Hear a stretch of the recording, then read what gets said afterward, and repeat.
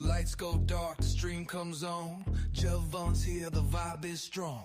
Click and clack, the steel in sight. Every edge sharp in Friday night. Night flicks dance under the light. Blades that shine and cut so tight. Handles spin and edges glide. Friday night flicks worldwide.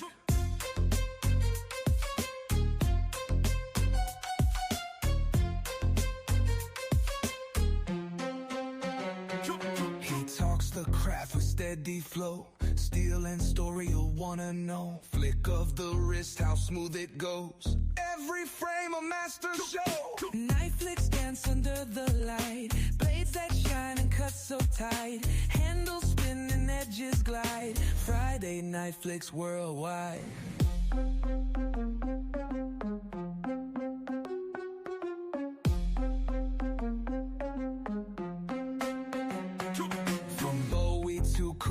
Steel.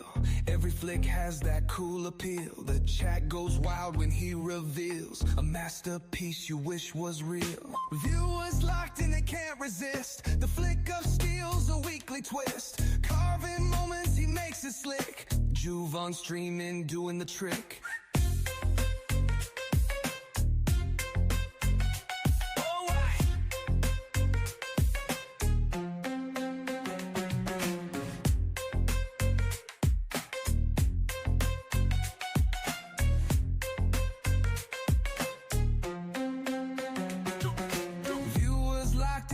Resist. The flick of steel's a weekly twist. Friday night flicks is ready. Here we go.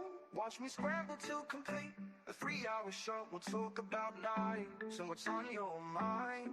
Never know what will come up this time. We vibe and we chill, including spirited debate. But we do it with love and never with hate.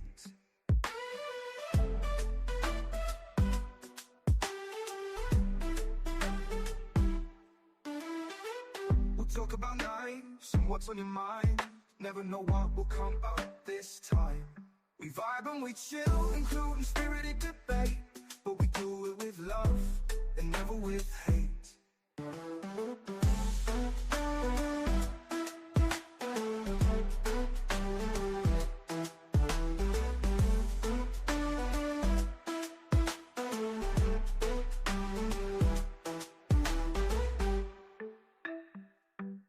We vibe and we chill, including spirited debate. But we do it with love and never with hate.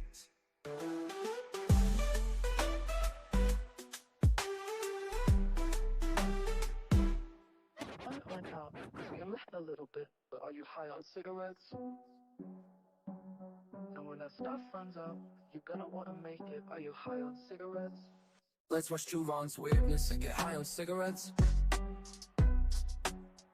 Let's watch Javon's weirdness and get high on cigarettes. Let's watch Javon's weirdness and get high on cigarettes. Let's watch Javon's weirdness and get high on cigarettes. Do you know that you're right or wrong? Do you know that you're right or wrong? Do you know that you're right or wrong? Do you know that you're right or wrong? He don't smoke 'em, but he loves it when you do. That's why he's high on cigarettes. And if you find him, you should light him up with you. He's getting higher on cigarettes. Let's watch Javon's weirdness and get high on cigarettes. Let's watch Javon's weirdness and get high on cigarettes. Let's watch Javon's weirdness and get high on cigarettes. Let's watch Javon's weirdness and get high on cigarettes. Do you know that you're right or wrong? Do you know that you're right or wrong? Do you know that you're right or wrong? Do you know that you're right or wrong?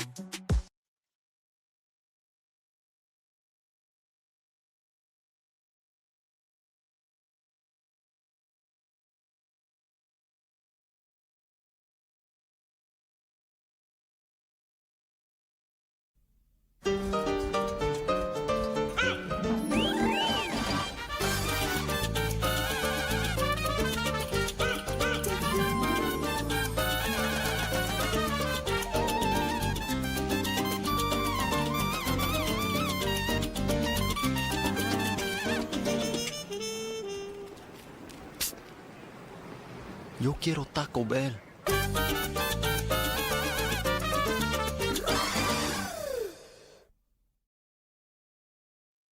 What is up, guys?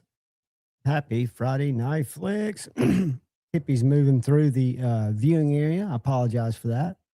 I hope everybody's having a great week. I was up until about 15, 20 minutes ago, I was passed out on the couch. So I'm still got the groggies. I'm trying to drink a Red Bull. Still kind of got a scratchy throat and snotty nose. So I apologize for that. And you know, and what you're will surely hear with me snorting, but I do apologize for that. We should have some surprise guests stopping by tonight. You never know. I've got something scrolling on the screen I'm going to talk to you guys about in confidence here shortly. Marco is in the house. What is up, brother? Good to see you, Marco. What is up? We got Bubba in the house. I hit my scratcher. That was for Rock On. Bubba, good to see you, buddy. Who else we got here? We got Mrs. Smith. Kathleen is in the house. What is up? What is up? We got Richard Hopkins, the Roman gnome, in the house. What is up? Channel member. Be Shady in the house. What's going on, buddy? Guys, I am sorry I'm punchy, but it is just it's just part of being asleep. Who we got here? ER Mouse, what is up? Mini Harpoon is one of, I think, my favorite. There are two that I would say are the best sub-$100 EDC fixed blades, the Mini Harpoon or the Tenable Par. Those are my choices of very inexpensive, lightweight, good, slicey EDC carries. I'm a huge fan. And if you want to spend $130, you can get these guys.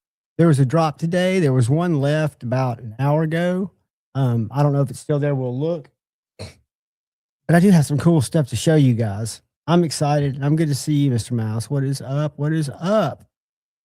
Who else we got in the house? We got Neil McKenzie in the house. And Neil is not only in the house, Neil has been a channel member for 31 months. Dude, thank you.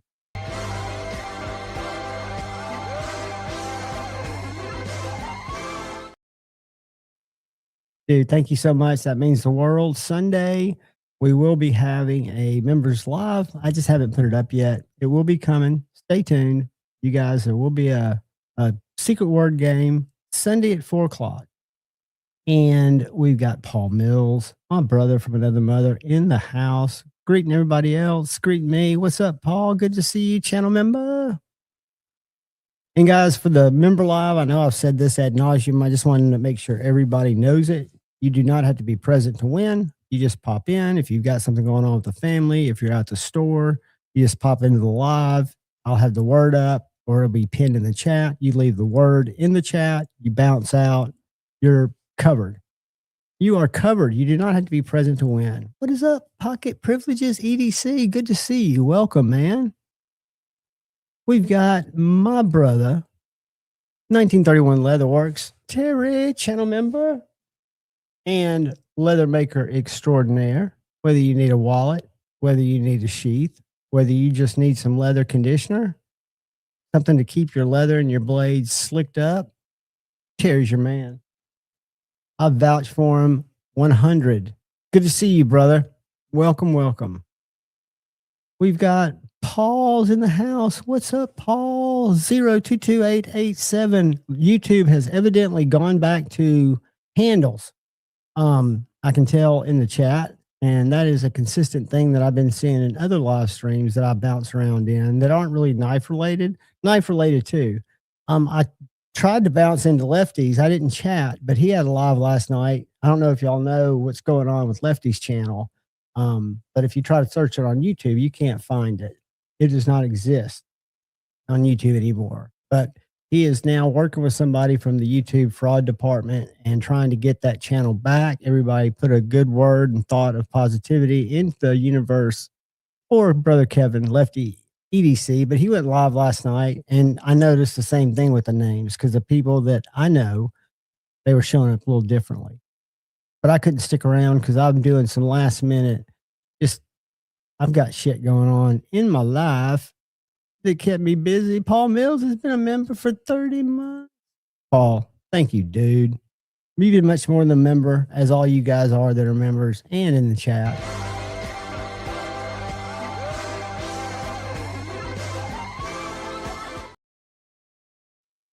I don't know if I told you guys, but if I let that thing play out, which I started to let it play out last week, 1 week, and I was getting little copyright strikes where I had to go trim out my hugs, and I thought that kind of sucked. So the reason I've got Shane's PayPal scrolling on the bottom, it's just I want to let people know he doesn't know this, or there'd be a GoFundMe out there. But Shane's got an ankle issue that I thought it was a break. I'm not going to give a ton of medical information, but it's also diabetic related, and it's kind of a break that's not really settable without this little tight brace thing that goes around his ankle. Well, the VA, when he first did it, got him a big clunky one. God knows why, but it never fit on his ankle, and his ankle has changed shape.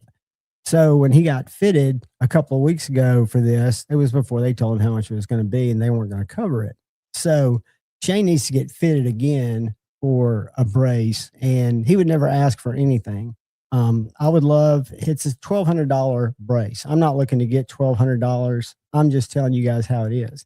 And I'm doing everything I can kind of behind the scenes to try to just pull any community love together for Shane Edgy American Blades to help his ankle get set, and more importantly, so it doesn't disintegrate anymore. And once he gets that on, allegedly it will start setting where he does it. It's not something that they can surgically fix. It's just a mess.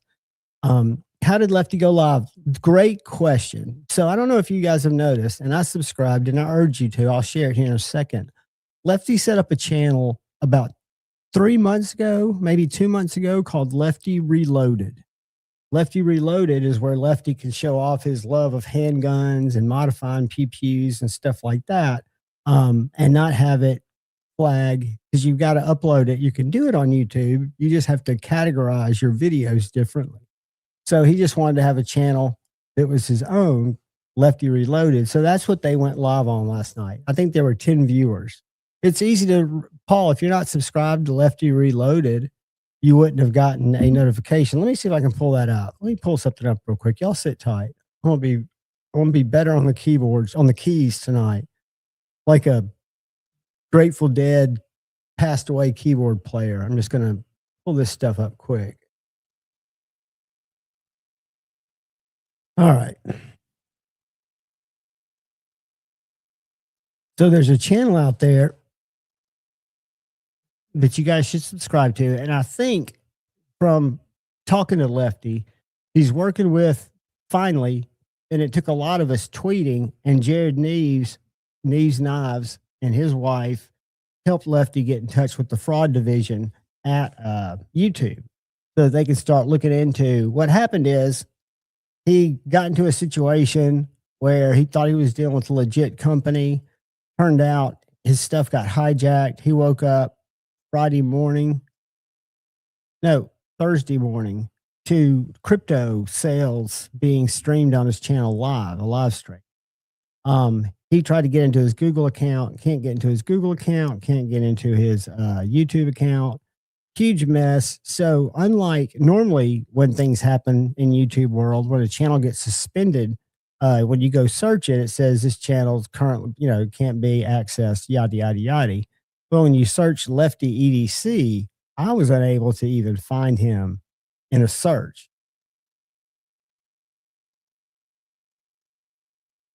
And guys, the way they got him was so slick because he shared a screen share of what it looks like now, but he had the email that had been coming to him about helping him funnel all of his YouTube analytics into easy things that he could just kind of look at, make sense of his analytics. There are a lot of companies that do that.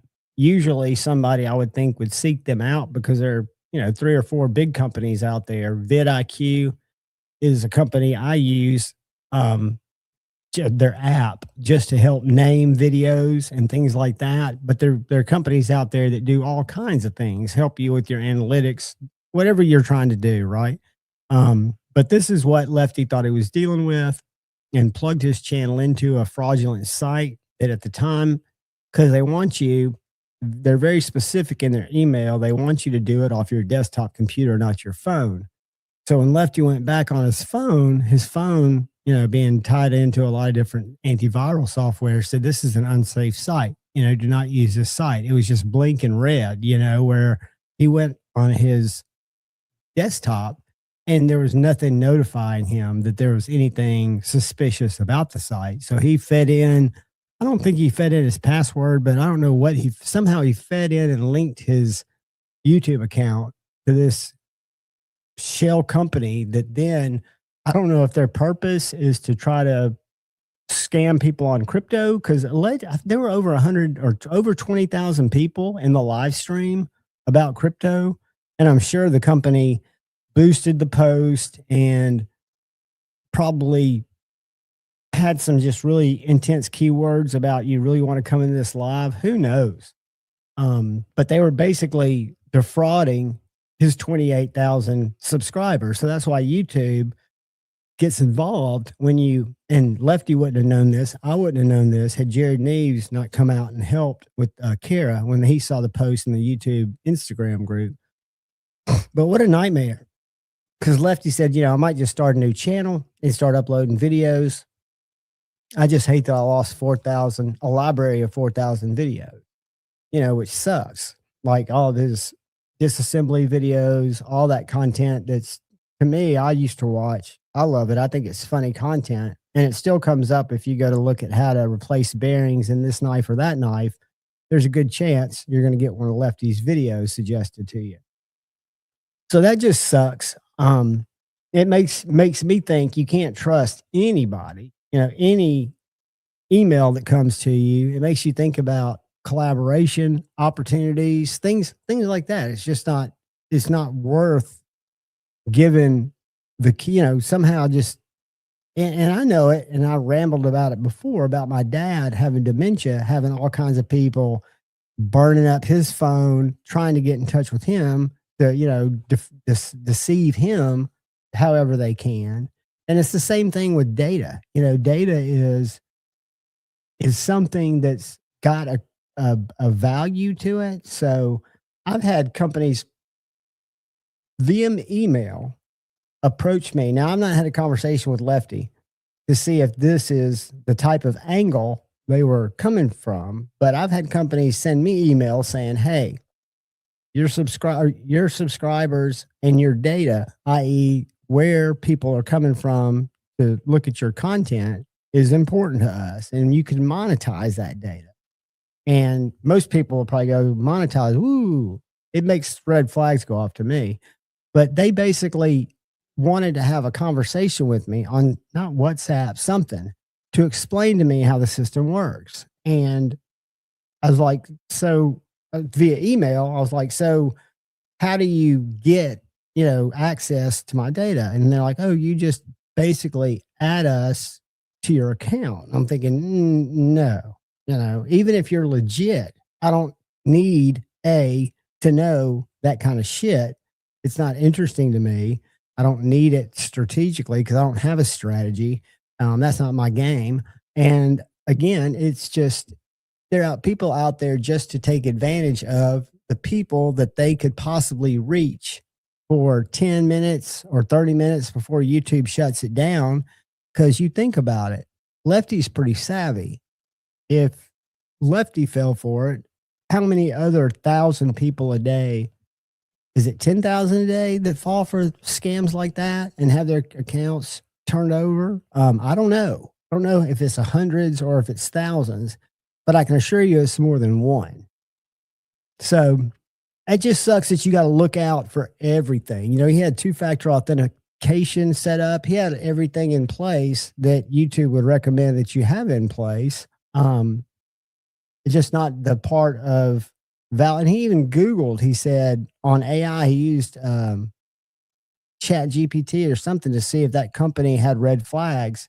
and the company was coming back as a legit company. So I don't know. And maybe they just used a legit company's name because the email address was kind of like a .net email address. Be wary if the email address, if the company's sending you an email. This is just what I know from being in corporate America, and y'all already know this. But if Jim at Nike sends you an email and it doesn't come from Jim or Jim B at Nike.com, it comes from Jim B at, trailblazer.cc.net.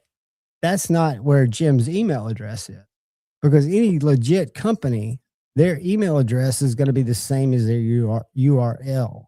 So if I email somebody at Blade HQ, their email address would be sales@bladehq.com or billy@bladehq.com. So if I get an email from somebody that's at bladehq.com, somebody could still clone that email address and make it fraudulent, but it's more likely to be real. Yeah, serious dark web stuff, Richard. It was and I don't know.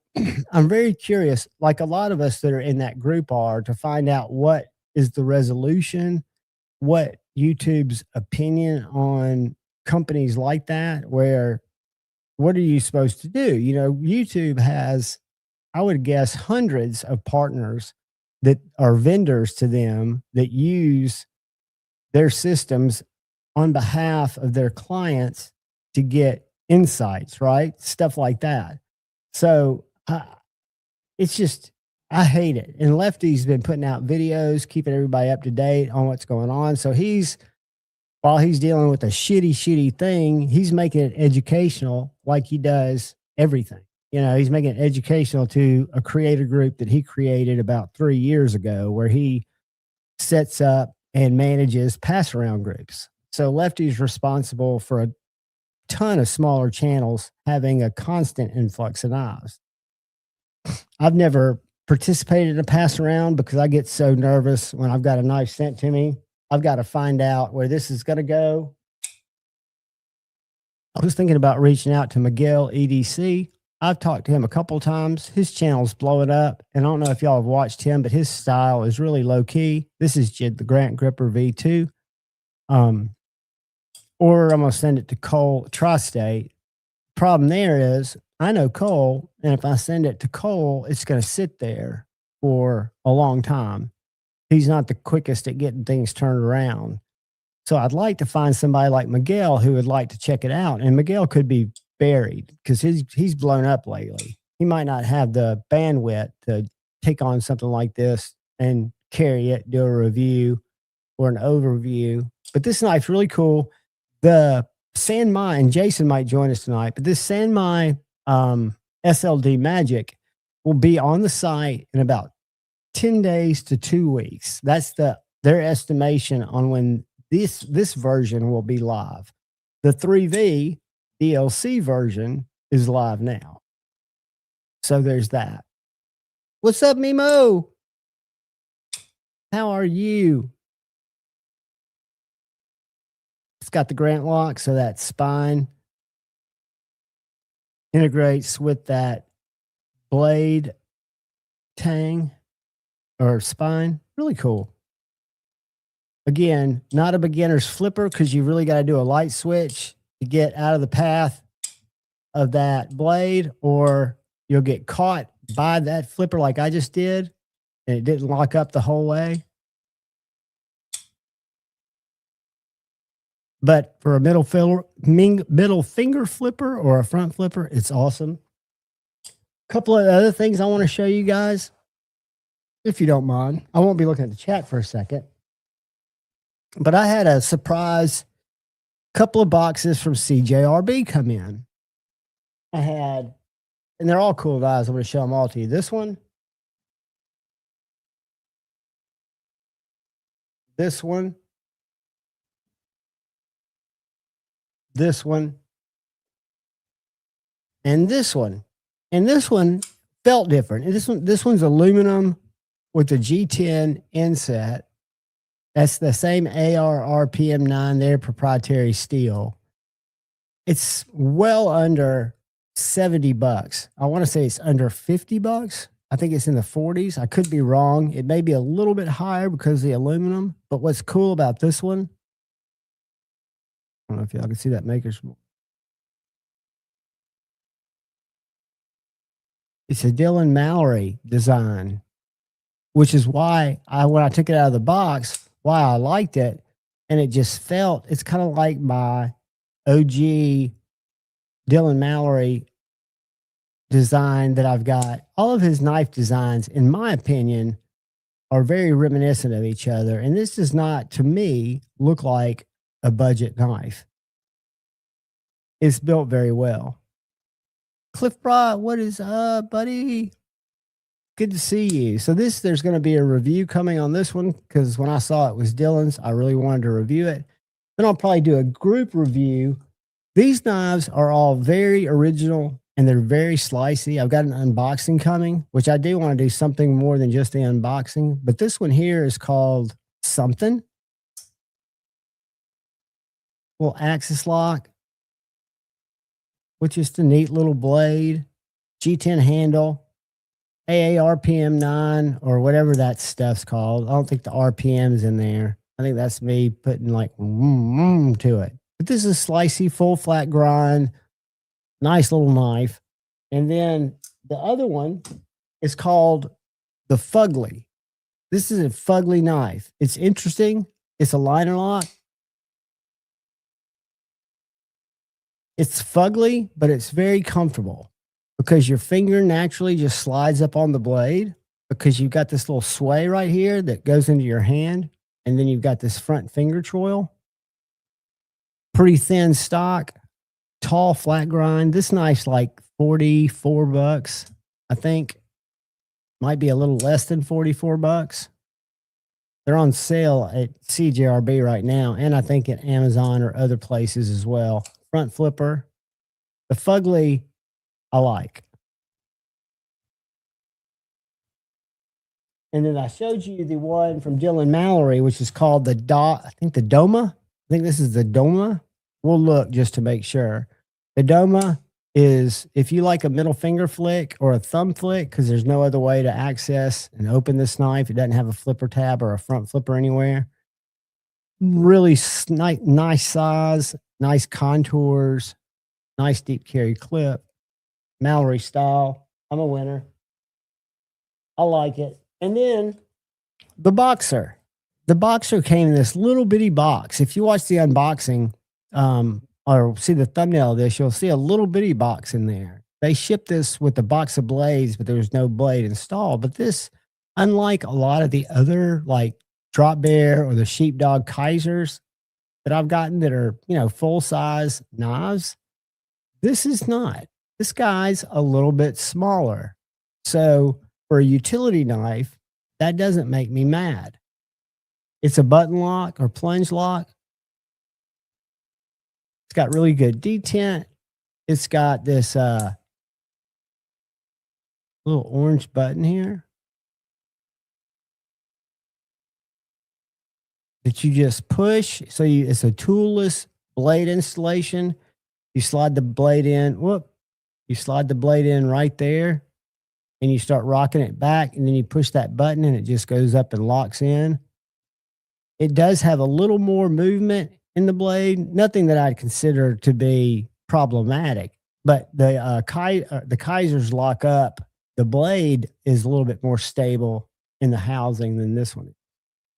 But I like this one because it's small and light. Lord Needham, what is up, brother? Good to see you. Glad you stopped through. Ryan Ellis, channel member. What is up, Ryan? You got a link, my buddy, if you get bored. I know it's always a pain in the ass. So that was cool. I've got fixed blades I really want to show you. But this is a new Kaiser. It's kind of a cool idea. It's not my jam, full disclosure, but it's somebody's jam because other makers sell a knife very similar to this. This is a semi-serrated axis lock Tonto, kind of a rescue knife. And it's got this little seatbelt hook on the back, or if you cut a lot of zip ties, like if you got a lot of crates coming in and you're having to pop straps, it would probably work good for that too. That's on a little liner lock. If you don't use it, it tucks right away. Clutch lock. So it's got that silky Kaiser clutch lock action. This is very Benchmade-y, in my opinion.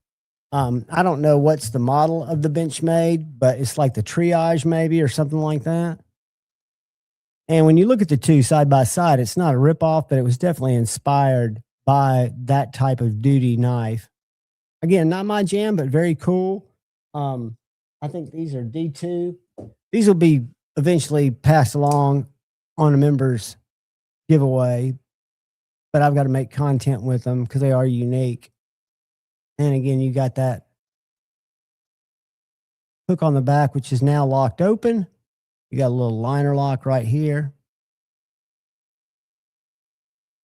Got one thumb stud. Whoops. One thumb stud on it to open it. Nice, not contoured, but milled out G10. And then the focus. This knife, last year, the Seagull was my budget knife of the year, my opinion.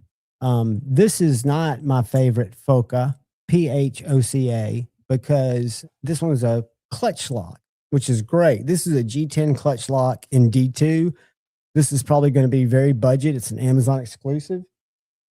The one that they dropped has this Norplex, which is the company that makes this Ultra X micarta.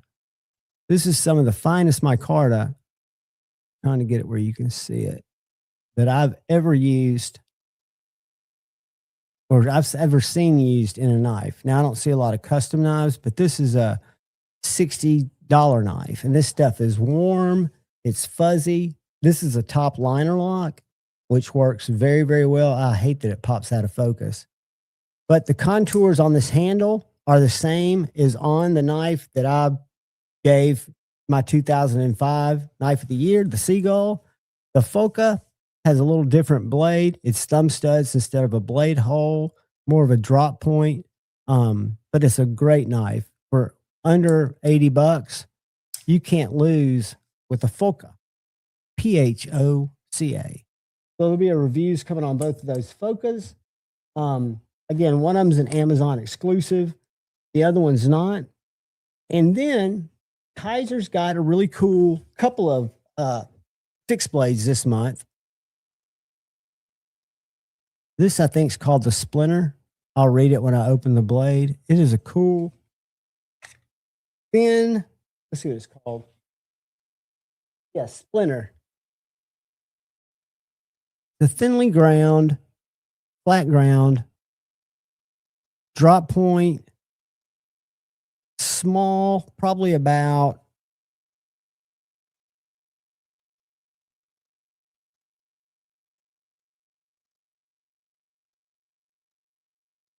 7 7 1/8 inches.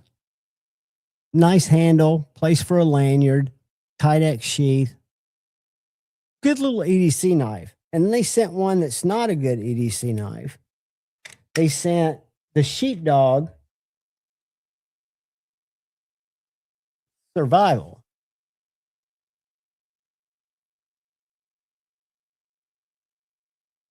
That is the Sheepdog Survival. You got this nice belt clip that you can rotate. You can carry this scout or you can carry it vertical. You got G10 or micarta handles. You've got 1095 or AEBL blade steel. About 1/4 inch thick, full tang, treated. Nice choil for your finger and for your thumb. So I look at this knife as being a great knife to have around the campsite. I would carry this knife around the campsite because you could chop with it. You could feather stick with it. There's a lot you could do with it. It is a beast. You got jimping that's just very strategically placed. Got an interesting little clip point blade. Sheepdog knives.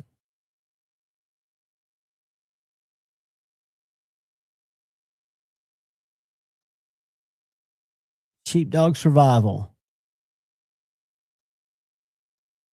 Very cool knife. Again, sub $100. Cuts into that bigger knife, bruiser knife, but it seems it's still got personality. To me, it's unique. And I'm sure it's a collaboration with Sheepdog Knives, which kind of makes it unique. That's why, in my opinion, collaborations are good, because you're getting fresh designs out there, and the manufacturers not having to. Absolutely, buddy.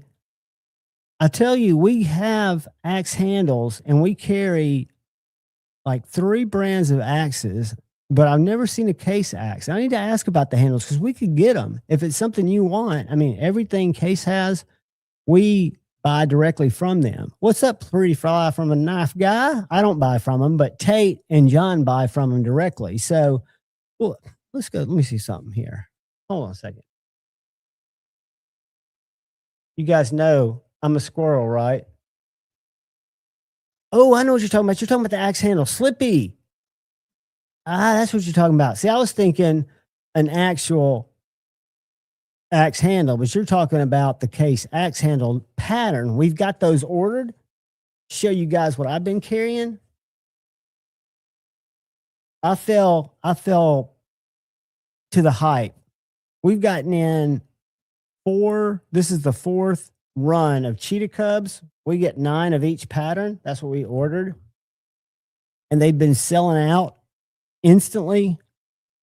This is a stainless version. I'm going to try to snag one of the micarta carbon steel versions. They're only releasing this knife in 2 carbon steels, but they're releasing it in some beautiful materials. The blue sycamore and the dark curly oak, the cheetah cub. A little lock back with those swing bolsters. And this is the mini. We've got some full-size cheetahs at the store. They're much more expensive because they're, several years old. But I would have never thought, if you'd have told me, especially after I went through my slip joint little, road of craziness where I was like, what was I doing? I don't need slip joints. Since I've worked at Knives and More, I've probably spent what I've earned there. I'm kidding. But this is the first one that caught my eye. This is a small trapper, single blade Warncliffe. And if I was looking at the blade and I knew those numbers and was Googling it, it would tell me that. I'll tell you what else I'm trading for, guys. And I wish I knew which one it was, but I don't. I know it's going to be Mimo. DM me. Are you on Instagram, Mimo? I can make that happen. I'll just have to talk to you and tell you how it has to go down. I mean, because they'll send it to you anywhere. But the bad news about that is, Double D, what is up? Not the bad news.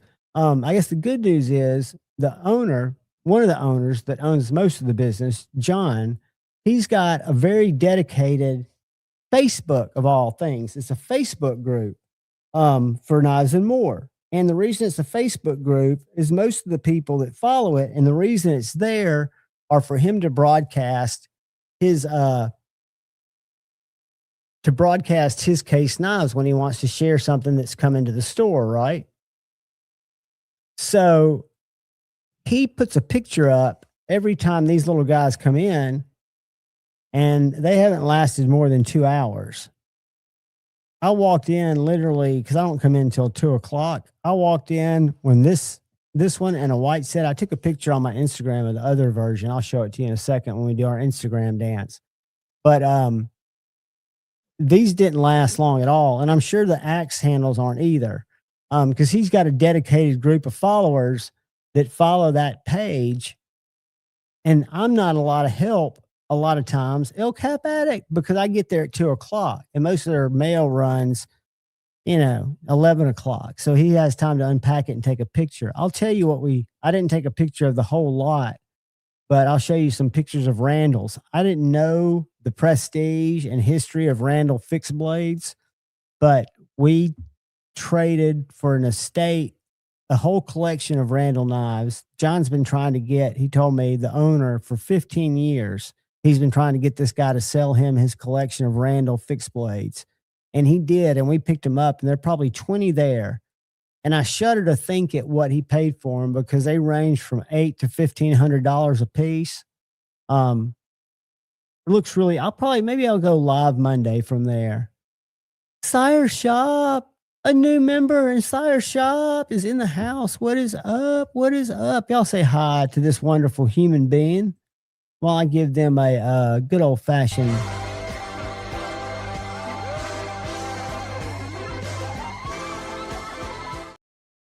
We do giveaways every Sunday at 4:00. You'll get members only invite to come jump into a live. If you want to jump into a live and hang, we hang on Sundays for just an hour. Thank you. Thank you. It's awesome to see you, Rockstar. Y'all give Sire Shop some love. That's good people right there. Bugsy Craftworks, what is up? Good to see you. So let me show you something real quick, because the case axe handles, the case axe handle pattern. I know some of you probably hate traditional slip joints. I used to be that person. I hated even looking at them. But now that I'm trying to teach myself the patterns, I think that's a unique, cool little shape of a knife. Let's see if they've got any more photos of it. See that little swoop? Just a little slip joint, little single blade slip joint, which is my jam. 4-inch handle. 135 is the number of years case has been in business. So that's the 1, signifies the first in line collaboration with him. The 35, that's talking about the pattern line. This is going to be a highly sought after knife for the people that like cases. And I'll tell you guys, I'll be 100% honest with you. My eyes have been opened up, not changed in what I like or don't like, but my eyes have been 100% opened up to the was it fever that people are totally into case knives. It's a loyal group. So if I go Cheetah Cub, do this. I want to show you guys some of these patterns.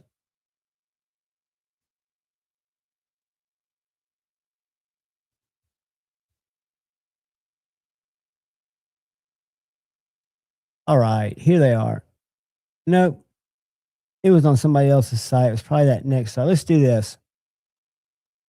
I'm going to make it easy for us all. I'm going to backspace my way to Google, go to Shepherd Hill Cutlery.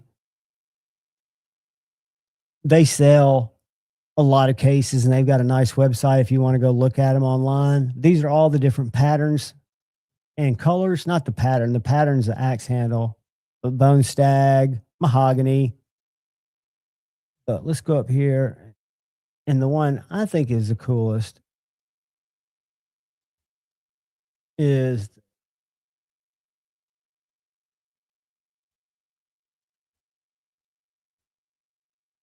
this guy right here. So this is the Cheetah Cub, the one I just showed you that I picked up.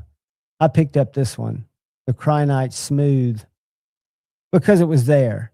That's the reason I picked that one up. Because it's stainless, and I like cases carbon steel, which this one is the one I'll probably end up grabbing because this is going to be a CS carbon steel. But that's a red burlap, micarta handle. And then another one that's one of my favorite colors. It's going to be, unfortunately, it's stainless steel. That's the black curly oak. I don't know if y'all can see that very good, but that's a beautiful, beautiful material. And then the blue sycamore. see, SSCS, the dark red bones. See, I don't like the bones. A lot of people do. I like the smooth handles. I don't want rotted out bones on my handle. So that's a no-go for me, even though that's another carbon steel. I love this antique bone because it's smooth. This stuff's really pretty, but it's going to be stainless steel too. This is, I think, really pretty. This blue sycamore wood.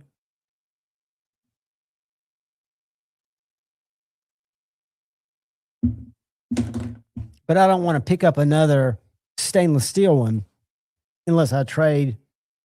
Let's see if I can find another carbon steel. I think it's just those two that are carbon steel that these are being made out of. But as you can tell, they're making, I think, I don't know if it's 300-400, but a lot of different patterns or a lot of different materials. The Tiffany blue is kind of cool, but the only carbon steel it looks like is going to be the micarta and that bone, that red bone. There are only two, so I'm going to have to grab this if I want a carbon steel.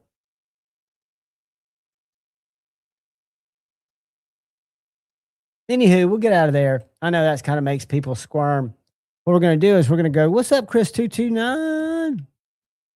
Double D, I get it 100%. And I've ordered 3 side busters when I was in my slip joint phase, and all of them were shitty fit and finish. When I picked up this cheetah cub, I dug through 2 boxes. The second box was centered up. The first box, it was a little off center. It wasn't touching. But I've noticed that, especially with the multi-blade knives, and we cull through them, they are not the best fit and finish. Now, I'm getting ready to trade my first double action Freedom Peel dispenser and a ring knife for a beautiful Great Eastern Cutlery Warncliffe, because I love Warncliffe single blade slip joints. That's kind of my creme de la creme. That's why I got back. That's what attracted me to this knife. It was sitting there like this, and I just like it. I haven't cut shit with it, but I like it, right? It suits me for a knife in my left pocket, and I know if I need to take it out somewhere where I don't want to be scary, even though I'm not scary, I'm carrying this today. Very cool knife from Kaiser. Titanium and micarta. This is the Allure, I think. Yeah, this is an Allure, an S45VN. It's a liner lock. It's a front flipper. And it's got a very generous middle finger flip hole or thumb flick hole. I'm not a good thumb flicker, but that one does thumb flick. Deep carry clip that's not reversible. Micarta with the titanium frame, so it's pretty light. William Henry's.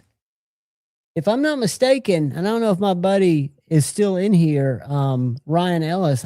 Isn't that what Ryan, aren't William Henry's what you have, brother? I think Ryan collects William Henry's. If they're really high-end button lock, jeweled, gorgeous little knives, I've seen them, but I've not played with them. That's so cool, Double D Blades. So I wouldn't know, and I know there's some people, because they're companies, or not companies, I guess guys that will restore case knives. And I know that those are the same run. Those are William Henry's. Dude, you ought to jump on and show off your William Henry's if you're around. You're not probably at home. But John, on a lot of the state, we sell a lot of antique case knives from like 1949, 59, 69, 70s. And a lot of those have been restored. I wouldn't know where to start. Is that who designed the Benchmade Infidel? Elcatic? I'm not sure. Let me see. It might be a different. I've seen that name.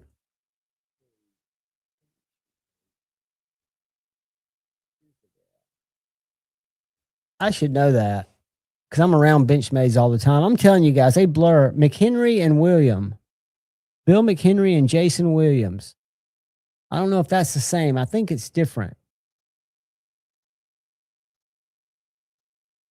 And if you want the link, buddy, y'all's jump on link is in Instagram. Dude, I think that's so cool that you do that you're able to do that. I'd love for you to send me some pictures. How do you take them apart? And when you do, how do you repin them? How does one do that? Do you have to just buy pin material and then you just knock it in there the way they did when they built it? I don't understand how traditional knives go together. I think I understand how to rescale a Spyderco Dragonfly now that's got a back spring. I went through a little lesson with Tate, my buddy at Knives and More, who's part owner of Knives and More. And it's just about where you start, and you want to get that spring set before you set the blade. I ordered a K390 Spyderco Dragonfly Warncliffe because I love my first knife that I bought when I started collecting knives was a Spyderco Dragonfly in ZDP 189. And I put some, with the help of Tate, because I couldn't do the scale install on camera. I tried to, some titanium scales on that little knife. And it's wonderful. I love it even more now. So I'm going to get another one and get some of the raw titanium scales from Flytanium. They're like $80 for the scales, maybe 90. And do a scale swap and have a K390 Warncliffe in raw titanium, and then I'll have my ZDP drop point regular Dragonfly in black. I think they'll both be really cool. I'm stoked.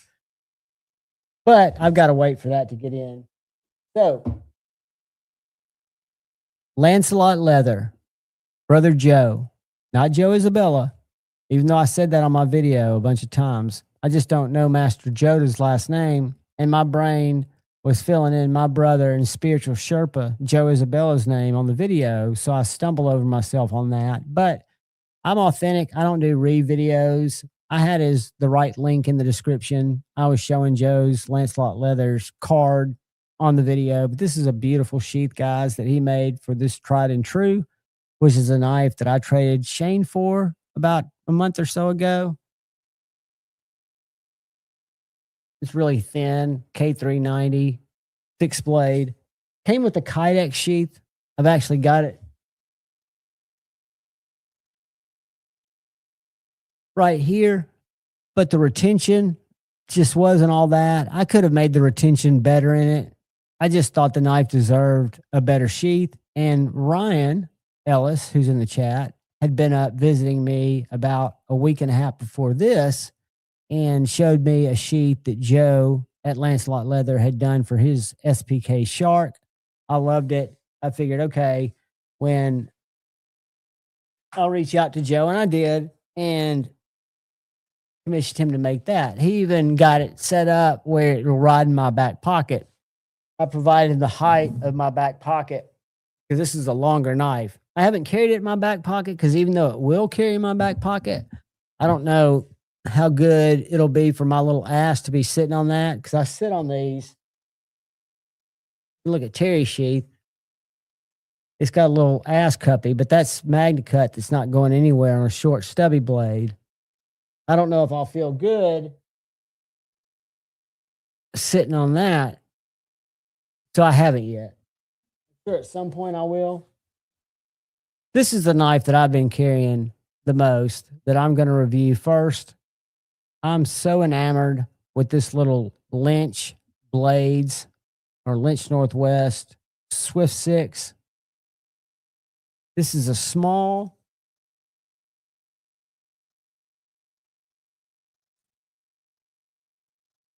little EDC fixie. I think the quintessential EDC fixie, thin handle, reverse tanto, nice, ample, thick stock, black ground, crew wear. If you watch my unboxing and I'll do a lot of cutting, even with some cardboard and stuff in the review video. This is one of the sliciest knives, and it's just small enough to be very pocketable. I carry it in my back pocket, but you can get a deep concealment carry clip at checkout, or you can get a adjustable tech lock that you mount on the other side of the clip, and then you can put it on your belt. You can put it on your pack. You can carry it more like a traditional knife. So they give you choices at checkout. I just went for the deep concealment carry clip because it rides deep in my pocket. But guys, this is a wonderful knife. You'll see me just splurging out when I do the review on it because it's that good. I mean, usually I carry just my little fret, but I've got several that I'm trying out. I'm enamored with all of them for different reasons. But this little guy right here is a great design. It's got Smith on the other side of the blade. There's Lynch. Then we turn it over. Got Smith. I do not know who Smith is. I've been researching it. I'm going to reach out to Lynch Northwest and find out, because it's definitely a collaboration knife. I think Stevie told me it's a shop manager. That's who it is. It's their shop manager who drew this knife. But it's a winner, guys. And this little sheath is a little taco sheath that's adjustable. And you barely have to put the knife in it. It just locks in. You don't hear any click, but it's just in there. And it's got an adjustable grommet. That is the Lynch Blades Swift 6. I can highly recommend it if you like little guys. I think it's like 6.6 inches, something like that.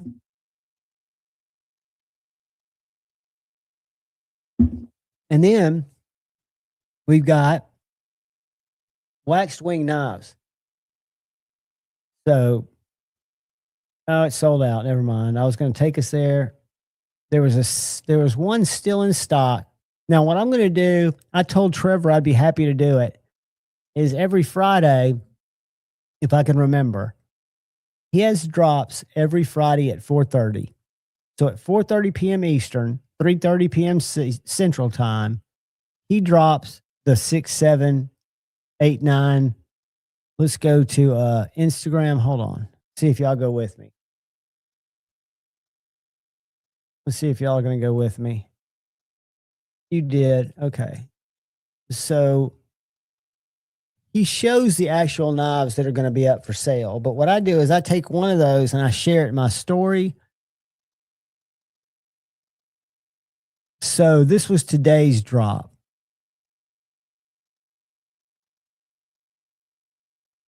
The revamped Zephyr, that little guy. 2, 3 of those. And he had, I don't know how many of those he had.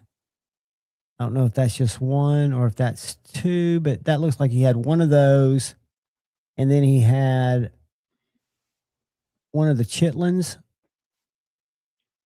And he may have had more than one, but there was a drop, right?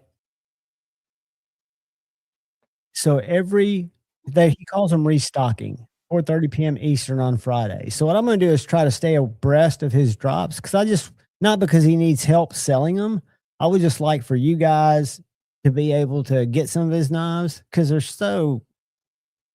think they're a bargain for Nitro V, small flat ground blade, $130. What's up, buddy?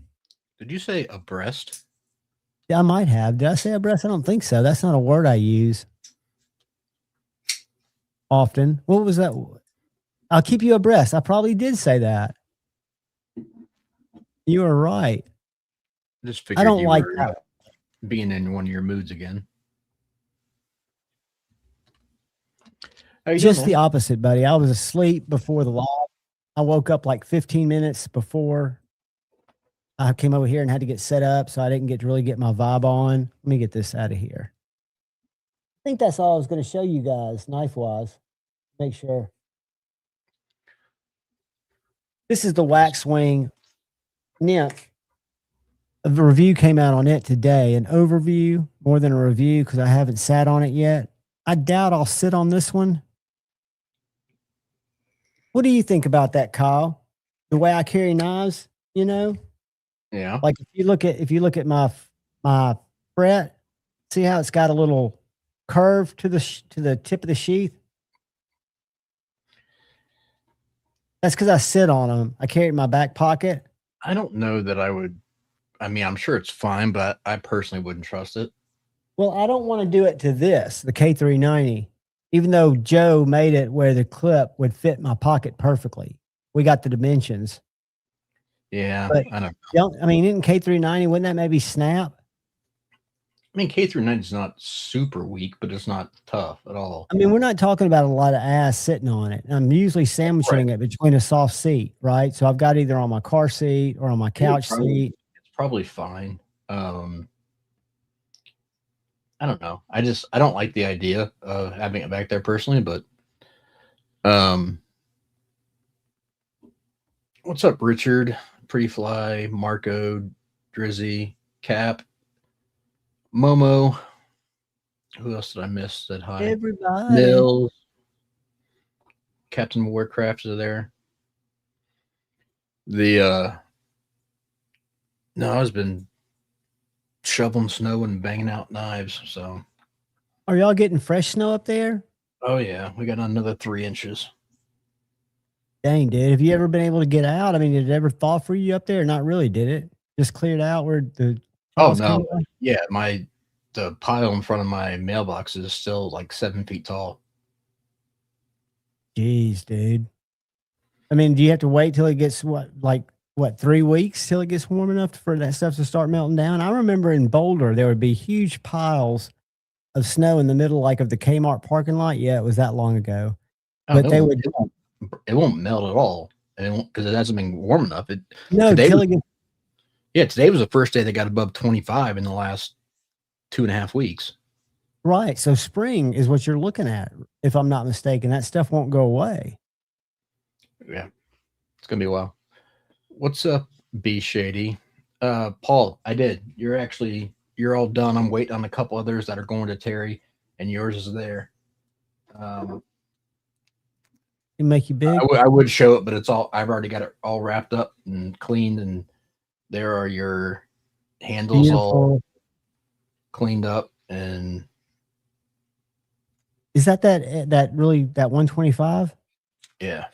Oh, never mind. It came off. It wanted to show itself, didn't it? Yep. Ah, dude. That knife looks so good.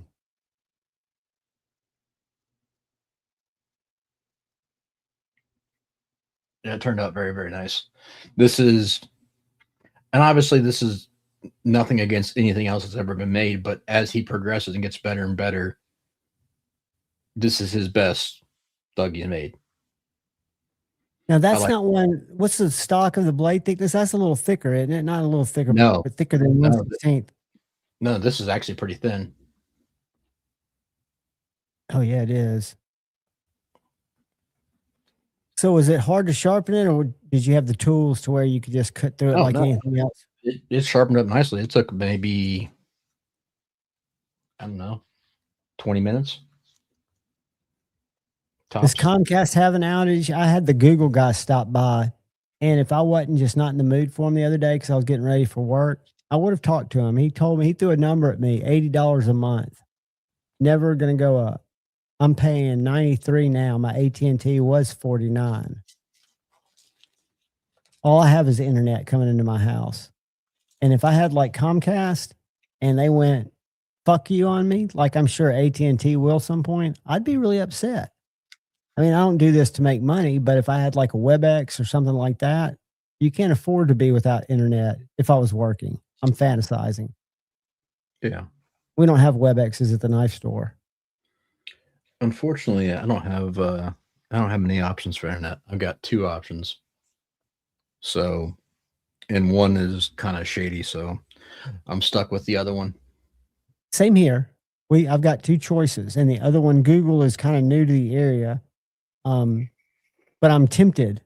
He assures me it's faster than my AT&T, and he tried to explain the tech to me, but I was trying to get ready for work. Yeah, I wish we could get fiber here, but we don't have it yet. So I've got the fastest that you can get here, which is, I don't know, like 400 down. Well, you've never been laggy at all. I mean, it doesn't Oh, seem no. to limit anything you've ever done. I have no issues at all. It's just basic spectrum. It's the highest they've got here in my area is just like 300 or 400. I can't remember, but I've got decent hardware because I've got all my own Router and router all. and modem and everything else. So I don't really have any issues with connectivity. It's more just if I was trying to do massive data dumps or that kind of stuff, then it'd be a little bit slower, but it's fine for what I do. Richard's got Starlink, and I guess it's the mobile Starlink. Maybe that's how all of them are. But they've got a little app on their phone. They got this little thing that they drag out about 10, 15 feet from their mobile home and set it on the ground. It looks like a little satellite, little white satellite. And he gets blistering speeds, but they can get blocked depending on like if they're at a tight campground. If you don't have a view of the sky of a certain area, and their app is what tells them that. Their app links it in automatically. Yep. But Starlink's pretty cool. I think who is using Starlink? I think they're trying to shut it off to one of the sides over in one of the conference. Oh, did he? Yeah. Dr. Drew, dude, what is up? Yeah, I mean, for what I use, I don't need gig. I mean, it'd be nice, but the little bit that I'm doing, it isn't really necessary. So, but yeah, I don't get the whole kit and caboodle because I use Spectrum because that's the only thing we have available, and they're a pain in the ass to deal with. You just got to call them once a year and ask for retention and tell them you're going to leave, and they give you a better deal. Just like AT&T would if I wasn't such a procrastinator. If I would actually call them, I just keep paying every month. Like on the 26th, I drop them $93 through the app. Well, it's funny because like every year that they have new programs, so it always changes. And you just go to them, but like, look, I'm not paying more than what I already paid before. So either we drop it all completely and we get over this BS, or otherwise you know. And they always find something new that, hey, it works, so we're good to go. Hey, we got a special guest, guys. It's Gary Creeley. What's up, Gary? Hey, fellas. How are you, buddy? We're talking about small fixed blades and knives. What are you up to? Good. A knife show today. How'd that go? Oh, there we go. Sorry, I had to turn the YouTube off. I was getting to. It went well, actually. I don't know if you guys are familiar with the New York Custom Knife Show. Yep. It used to be a prestigious show. In fact, they wouldn't let me in for a while, for quite a while. But it's not quite what it used to be, and it was really slow. There were a healthy amount of empty tables. It's one of the most expensive knife shows I do. It's like $800 table. Wow. Yeah, it's a little expensive, but I did buy a knife. I almost bought two, but I ended up only buying one. I got a. This is a Demco. I think it's the 8022. Oh yeah, it's a little bit smaller. What is significant about it? This is one of the American ones. You know, most of them are the Taiwan ones. So correct. This is G10. The clip is a little more stout, and the attachment is a little. Trying to get up. The clip looks radically different. Yeah, it's much better. There you can get a sense. It's just thicker and stout, more stout. And just the sound of it.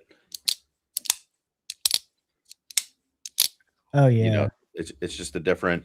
It's got the whole opening. And the shark blade, the shark's foot blade. I love that blade shape. Yeah, and this is MagnaCut. And I just Rockwell tested it at 61. Nice. But I And like you're it. friends with those guys, right?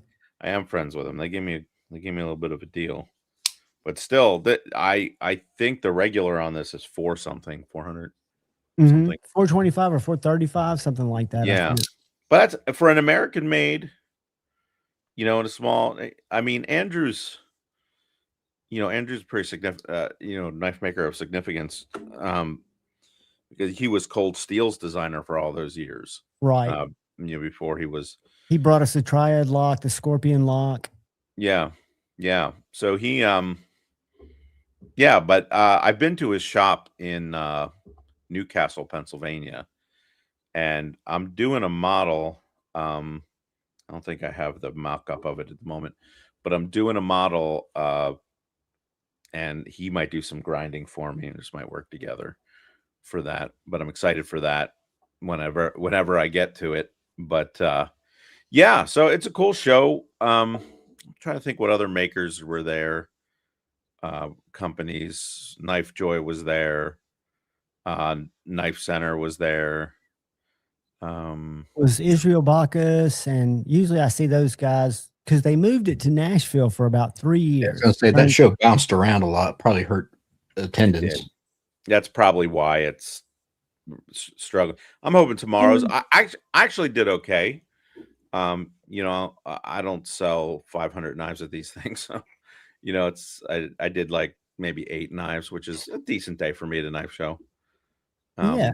I mean, and Saturday does it go Saturday and half a day Sunday? No, it's just Friday and Saturday. Friday and Saturday. I remember. I think I remember it being 2 days when it was in Nashville.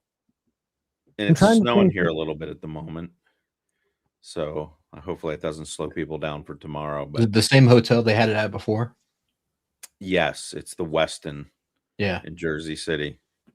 Yeah, I'm John. Remember, but a few years back they did Kevin and Brent Backpack B, and they did like kind of a group road trip up there. They all met at Brent's house, went up there to the show.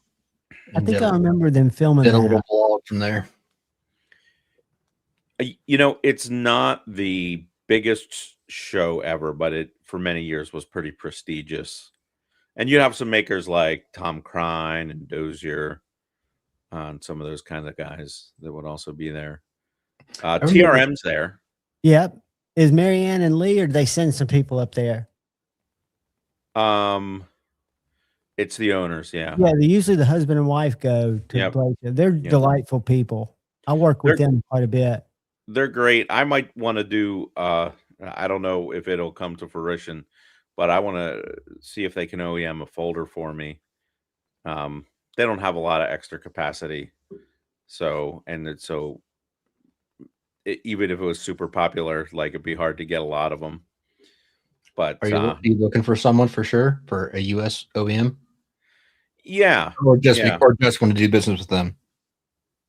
Well, part of it's, I've gotten to know them over time, and they also have an excellent reputation, but it probably isn't a long-term thing, because if people start to like it, then I need a lot more of them, and they don't have capacity to do a lot more of them. Well, there is another guy who's custom maker who's doing OEM work now. He's CNC custom, but I'm sure you're familiar with Alex Steingraber. He's doing OEM work for people. Interesting. Yeah, it's tricky, and it's also trying to get to a price point. Like it's tough. The temptation to go to China is very strong, because they're all more willing to, they'll make it happen fast, but that's just and they do a quality product. In all fairness, I've got they can create a quality product. Oh yeah. Although their aesthetic and their style is somewhat one-dimensional to I agree. In my mind, like when I'm looking at a Wii or a Reich or a Concept or Concept, to me I would say Concept. I think they do say Concept. Like they're very similar. The only one that stands out to me is a little bit different is there's probably a few, but the one that stands out to me is Vosteed. They do some innovative things. I like I like what they do. But the problem is they're getting to the price points now where it's like, I'll just buy a ProTech. I'll just buy a TRM. Correct. You're at that same price point. Yeah. And you use a young guy, the one who started Vostede, very nice guy. Have you ever seen Curtis Customs? I've heard of it. Yeah. This is his production model. Mm. It looks just like his medium slicer. It was OEM by Tuya in China. Oh, yeah. Because he wanted to make one available for people that didn't want to spend $300+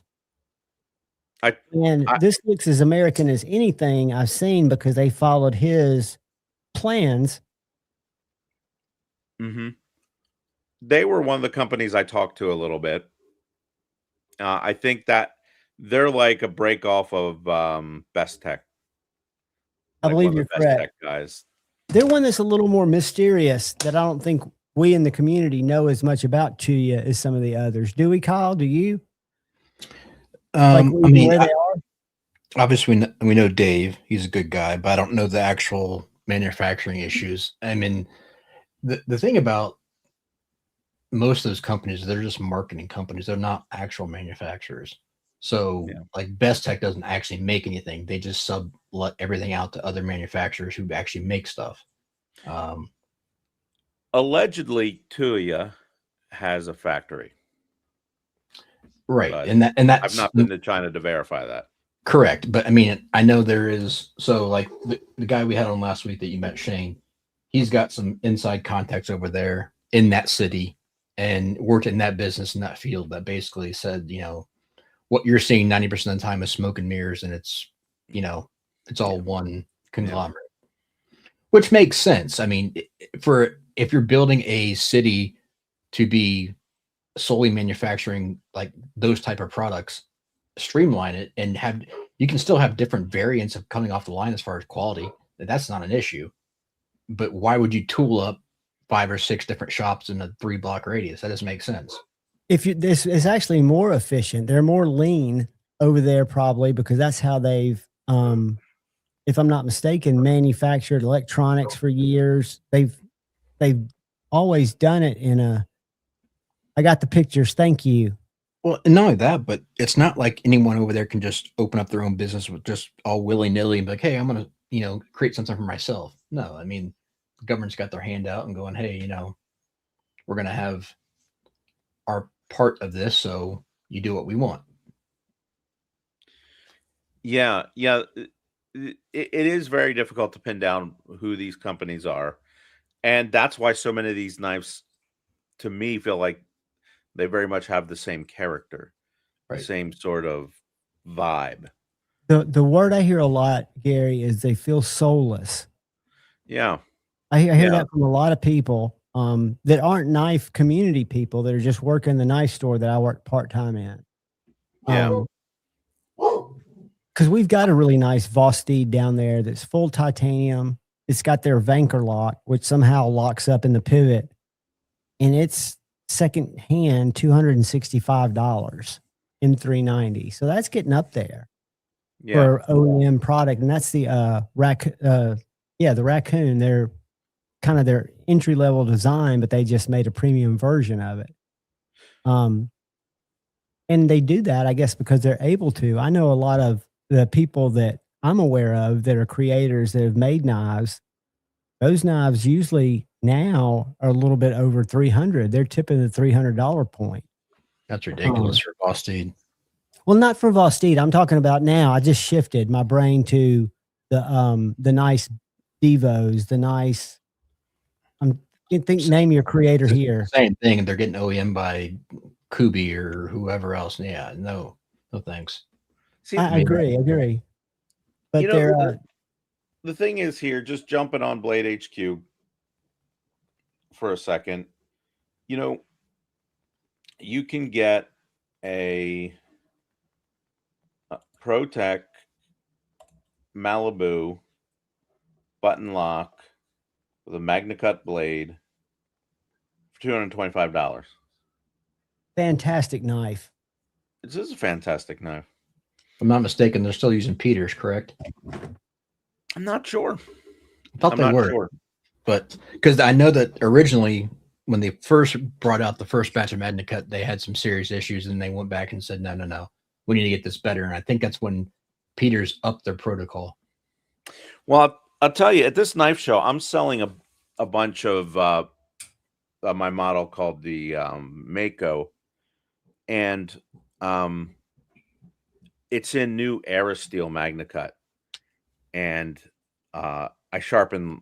So one of the ways of kind of knowing what a steel's all about is sharpening 20 of them in a row. Yep. And that steel is coming up really nice. I did a post on my Instagram the other day that showed the burr. When I buffed the burr off, it came off in big strips. And that's a sign of really, really good steel that's well heat treated. I got it right here. I'm going to share that picture and that. Yeah, you can. I always put 80s music on all my Instagram posts, just so you know. But I usually keep them mute. Can y'all see that? Looks like a hair, but that's the burr. Yep. Yeah. So you've been pleased with it? Yes, and it's coming out really sharp. It's coming out really sharp. Speaking of, I'm sorry, go ahead. Yeah, no, that's it. Just that the Aerosteel Magna Cut's really good, and CPM had issues with Magna Cut here and there. I had multiple sheets of multiple melts that behaved in different ways from one to the next, and by and large, it was good. But sometimes it was better. And like the first research melt they did was the best. I think the best of all of them. But the current Magna Cut steel is reminding me of that first melt of Magna Cut that I got from CPM. It's heat treating it around 64. Yeah, it's really good. Do you think it's Aerosteel's heating process when they're actually rolling it? I think it's like the difference between going to Lowe's today and buying a brand new Ariens snowblower and how that will perform versus busting out an old broken down one from the 80s. That was CPM's equipment, and this is Era's equipment. Right. Era is just it. They just have a newer facility that's more up to date, whereas the furnaces and everything at CPM they were old and tired. They were dilapidated building. Yeah. Did anything come out of that as far as that building? Because I had a little bit of inside info that there were some serious EPA violations going on there. I'm sure there were. That was part of the reason why they weren't getting any bids for, because they said they were only using like 25% of the building because most of it, there was like parts of the roof that were falling in, it was dilapidated, and that there was EPA violations hanging over, and that was from some local people that I knew there. Yeah, I mean that is entirely possible, but that's expensive equipment, and that's expensive equipment to maintain. It's expensive equipment to replace, and for so sure. I none of that would surprise me. A building like that, like the whole thing. I just don't understand how they weren't making money because the steel was not cheap. I mean, right. I don't know the business model or whatever, but when Era bought it, I heard something about they went in and disconnected all the machinery, and dismantled a lot of the machinery, not because they wanted it, just to make sure nobody would buy it and fire it back up. I like that. Keep it controlled, right? I mean, if they're going to be the ones to handle it and spend money, I assume, to get their facilities up to make it reliable, I wouldn't want anybody trying to come out and cheapen it either. Well, that's kind of what I was getting at. Was the people were saying like when the purchase was looking to go through, like the land wasn't worth anything. A lot of the equipment wasn't worth a ton compared to what in good shape, and if you have some potential violations coming up, a lot of fines and stuff that maybe weren't paid. I don't know how that's going to transfer through. So I mean, there was a lot of questions about buying that for a good price, Right. Well, the Aristeel has no interest in that property. It just they were really just buying the IP, and there are I know people out there that would like to buy the facility, invest in it, and get it up and running, and have some domestic powdered steel. Now that would take an infusion of some cash, for sure. But what Era was doing was to try to make that more difficult for obvious reasons. Right. Understandably so. And they still work with Niagara, right? Or do they? Yeah. Okay. Yeah. I don't know how all the different parts of the chain go together. Well, yeah. It's interesting how they do go together. And I didn't really fully understand this until I was in this for quite a while. Niagara is a bigger player in this whole situation than it might initially seem. Yes, CPM was making the steel. So, it's funny. One time I was talking to Laren and I asked him, I said, hey, so where does the steel ore come from, for all these knife steels? Is there like a magical mine in Antarctica or like, where is this ore coming from? He's like, oh, no. All the powdered steel, it's all recycled steel. It's all recycled steel because the way in which they melt it's called electroslag melting. So basically like a stick welder type arc situation, and an enormous amount of electricity, and that's how they melt recycled steel. All the impurities come out. Steel is kind of infinitely recyclable, but there's always some trace elements in there, and that's in part why I think sometimes one batch is a little one way or the other, because you got all these steels. Maybe there was a lot of spring steel in it. Maybe there was a lot of molybdenum in it, or whatever. And so anyway, back to Niagara. So yes, CPM was melting that steel, turning it, atomizing it into a powder, and then pressing it. It's called hipping it into an ingot.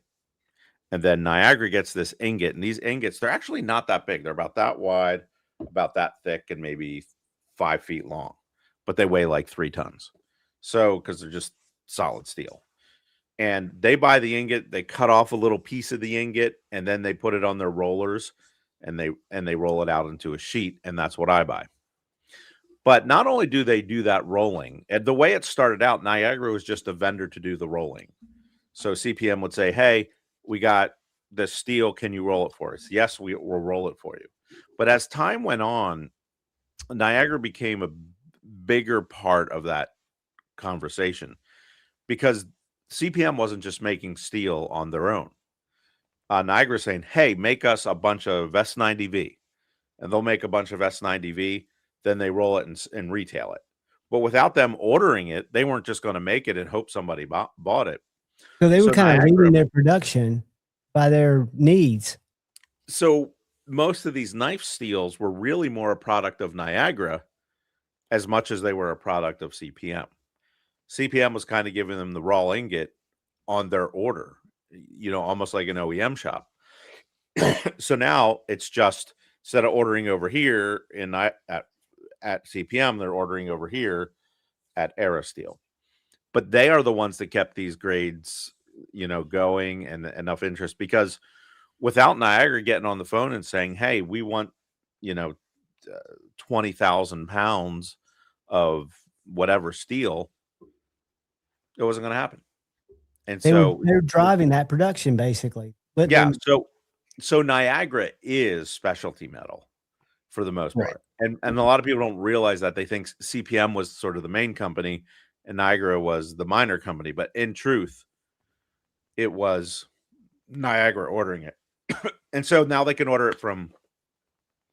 They're also getting some steels from Carpenter, but most of the powder from Carpenter is coming from Europe. So even the Carpenter steel isn't 100% domestic. Whereas CPM was making the powder and hipping it, the pressing it process, everything was here. And Niagara's was so important solely because the fact that the rolling process, getting it into where it could be sold to, all your different retail shops to be able to sell it, they were having the resources and manpower to be able to turn whatever CPM was putting out and then offloading it. So like you're saying, they were the driver of CPM, but CPM needed to make the steel for them. So it's great that Niagara is here and safe, and we've got them, because that's very, very important. Yeah, it is. And honestly, those steels are pretty safe. Most of the powdered metallurgy grades, Right. the Crew Wear, the 3V, 4V, S90V, S35, S45, MagnaCut, MagnaMax. They're all that supply chain is all actually pretty good. Now, what is the problem are the cheaper steels, like the Boderis grades of steel that they made. And now it's getting hard to get those. Steel is priced by the pound. MagnaMax is like $44 a pound. MagnaCut's like $37 a pound. S30V is probably $35 a pound. But something like AEBL could be $5 a pound. Really, that much different? Yeah. Something like a 1095 could get down to $3 or $4 a pound. So there's a really big difference in cost, and those cheaper steels are now, instead of $4, $5, $6, $8 a pound, are now $12, $14, $16. They're creeping up there a little bit because the supply's not there to meet the demand. These suppliers are dying, and so But interesting, but that's what makes the whole knife world go round. Those guys. Right. And don't you feel like the knife world, though, is kind of vital to keeping those guys innovating? Don't you think it works both ways, or do you think they could get by without the knife world if there weren't passionate people there that cared about it? For Niagara, it's about the knife world. But for the Carpenters and the CPMs and the Era Steels, we're a very small sliver of their business. Right. Which makes sense when you think about the bulk of weight, if we're talking about weight, going to different places that make bigger parts.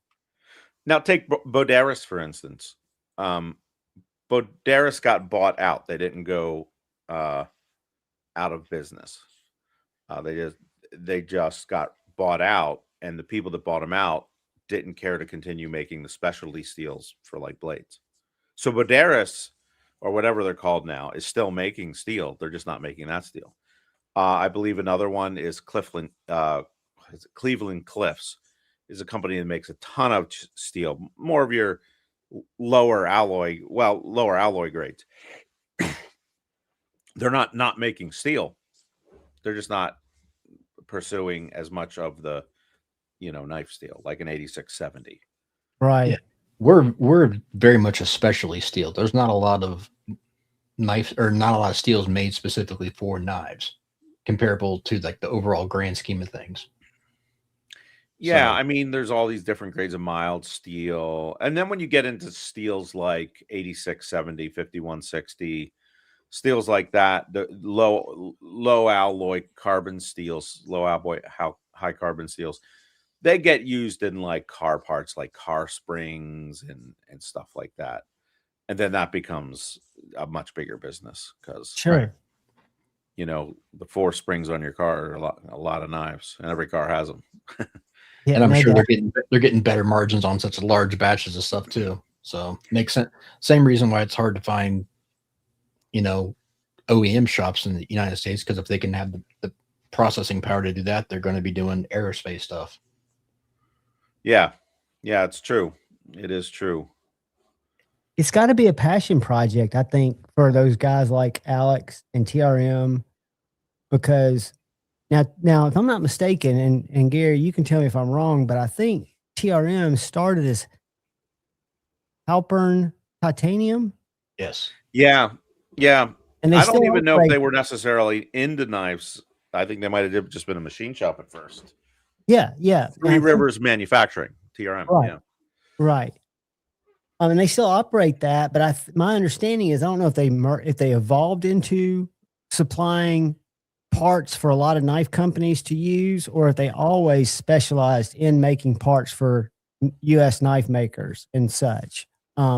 Before they started making their little Atlas or whatever came before that. Yeah. I'm a huge fan of Three Rivers Manufacturing. I think they're just excellent people too, and their knives operate very well. They're simple, understated, elegant, and just they work. Yeah, it's a lot of knife for the money. Their prices are a little bit more than, well, maybe not. I had a conversation with Benchmade today for like an hour. And it was one of their sales and marketing guys. I don't remember his name. But I told him at one point I wanted to do a collaboration on this one design I had, and they just weren't interested at the time. And he was saying, yeah, there was that period of time where they weren't, so on and so forth. But anyway, it was interesting to talk to them and say, dude, you guys just overshot your pricing. Like, he's like, I know. But the problem is you can't really put that toothpaste back in the tube. No. Like, actually, the bug out, I think the bug out's a little expensive for what it is, but some of these are like the immunity. Yeah, it's to me it's grossly overpriced. Now I can tell you that yeah, let's see. Their pricing Benchmade Auto Immunity Access Lock 325. 250. But the knife's only this big. tiny. It's a patina. Now I don't do math in my head, but we've got a little graph because I work part-time in that knife shop, and they offer without people asking, and it's only on Benchmade. They carry a lot of other US brands, but on Benchmade, you can take 15% in the store. You can't promote this, you can't advertise it. But 15%, and the store will pick up your sales tax, which comes out to about 24% savings. So they get their margin a little lower. So that $300 Benchmade, somebody in North Alabama can walk out the door for $255 for a $300 knife, which is the lower end of some of the Benchmade. That helps. One of the things about Benchmade, though, and why a lot of retailers like them, is more than any other brand, they have very good margin. Correct. They always have. They've always protected their dealers. Correct. Also. Conversely, Spyderco, for the longest time, Spyderco didn't even have a MAP, minimum advertised price.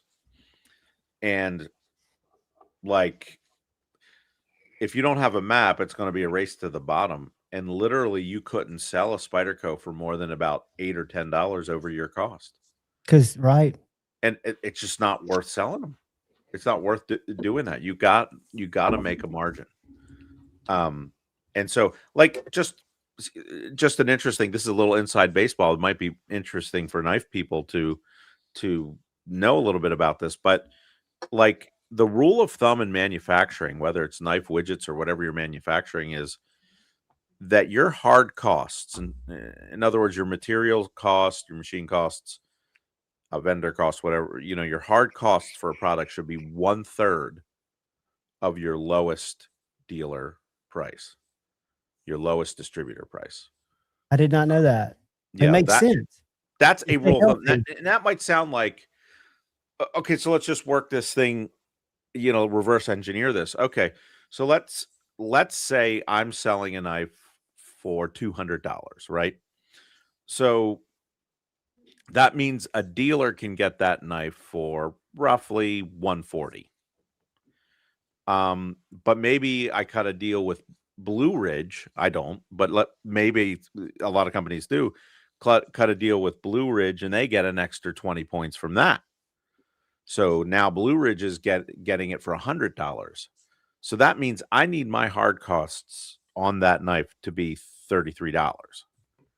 That would ultimately sell for $200, which sounds like, oh, you're so rich. No, you're not. Well, It's no, that not going to you. doesn't count the shop, the employees, the packaging, the loss, taxes. Well, taxes technically come on the profit, but well, no, I'm talking about employee taxes. Oh, yeah, payroll taxes, yeah, and all your your basics, all the stuff you got to have to run the business. So yeah. I'm sorry. Go ahead, Gary. Yeah, it's just hard. It's hard to make money. You know, a $200 knife might be made up of a certain amount of materials, and so on a lot of my knives, I don't know that I'm always hitting that. The other one is loss. That's one I don't think people realize. Like I sent a bunch of knives to Larkin to have ground, and there were probably I sent about 700, and there were probably about 60 that are seconds of some nature. Normally 10% is probably a good range to keep for your loss write-offs. A minimum, because that's the biggest loss is in the grinding, because the machine that grinds the burger grinder, it's tricky, but then you have like just other losses, shipping and things get damaged and you mess things up in sharpening, or there are other ways that things can go wrong. Yeah, sure. 10 would be pretty good. 10 would be pretty good. That's one thing I want to touch on, Gary. So like you mentioned, like that business model, that is what the big companies have to deal with. But like the good thing about being more of a smaller company or a mid-sized company is having that balance between dealers and doing direct to consumer. So you don't have to lose that 60 to 70 points going straight to a mass wholesaler like Blue Ridge. You got to get the good thing about going to Blue Ridge. Yes, you're getting, maybe 10x your upfront number of sales. So those are guaranteed sales that you don't have to worry about. You're getting that money. But how you have to do the math of how many direct consumer sales would make up that balance, that difference of profit versus selling all of those to a wholesaler. And being able to do a good balance of that is a fine dance. And it's a matter of, hey, are you able to run it through your own and do direct consumer and give discounts, or do you want to go solely distribution and just take, less margin, higher volume? I mean, that comes down to the ethos of the company and how they want to run it. But I think the sweet spot's kind of right in the middle, where you have some dealers, but you also have direct consumer. Yeah. It helps to have both. And I know some companies only do one or only do the other. Great. But I think for the long play, you need to do both. And one of the things that Larkin does, not Larkin, Bradford Knives, is they'll do blades in like AEBL or Bowler N690, specifically for Blue Ridge. Right. But if you want a Magna Cut or a 3V or something like this, you got to buy it from them or a dealer. Right. More like an exclusive type of thing where they can actually control the margins better, which is great. And then they're also going through Blue Ridge, where they're using the lower cost deals and can still probably get a pretty good margin off of. And guys in the chat, if you're not aware, I wasn't, but with Knives and More, and I guess even online retailers, Blue Ridge, if you remember the Sears wish list, the Blue Ridge catalog is about this thick. And every single knife is in there. That people like Knives and More that has a direct relationship with Benchmade, because they were one of their first, I think, 400 dealers. And they've got a direct relationship with Case. I think all of their other orders come through, like they ordered a few Medfords, came through Blue Ridge, right? So, Gary, do you have yours listed? Is that how you do it? You just make them available for Blue Ridge if you decide to go that route? Yeah, Blue Ridge has contacted me a couple times, and I just can't give them the extra margin that they want. I think that's smart. I think you can grow by having direct relationships with dealers because you can talk to the dealer and you've got the products to show the dealer where I was surprised that some of the smaller guys, when I tried to flip through it a week ago at lunch, because we just got a new one, or it's an addendum of just stuff in 2026 that's been added. And I would think, A, you get lost in there. And B, if they're asking a substantial amount of money, it's almost like they're just working off the power of their position. Like they've almost got a monopoly. For sure. They got negotiating power because they got the buying power.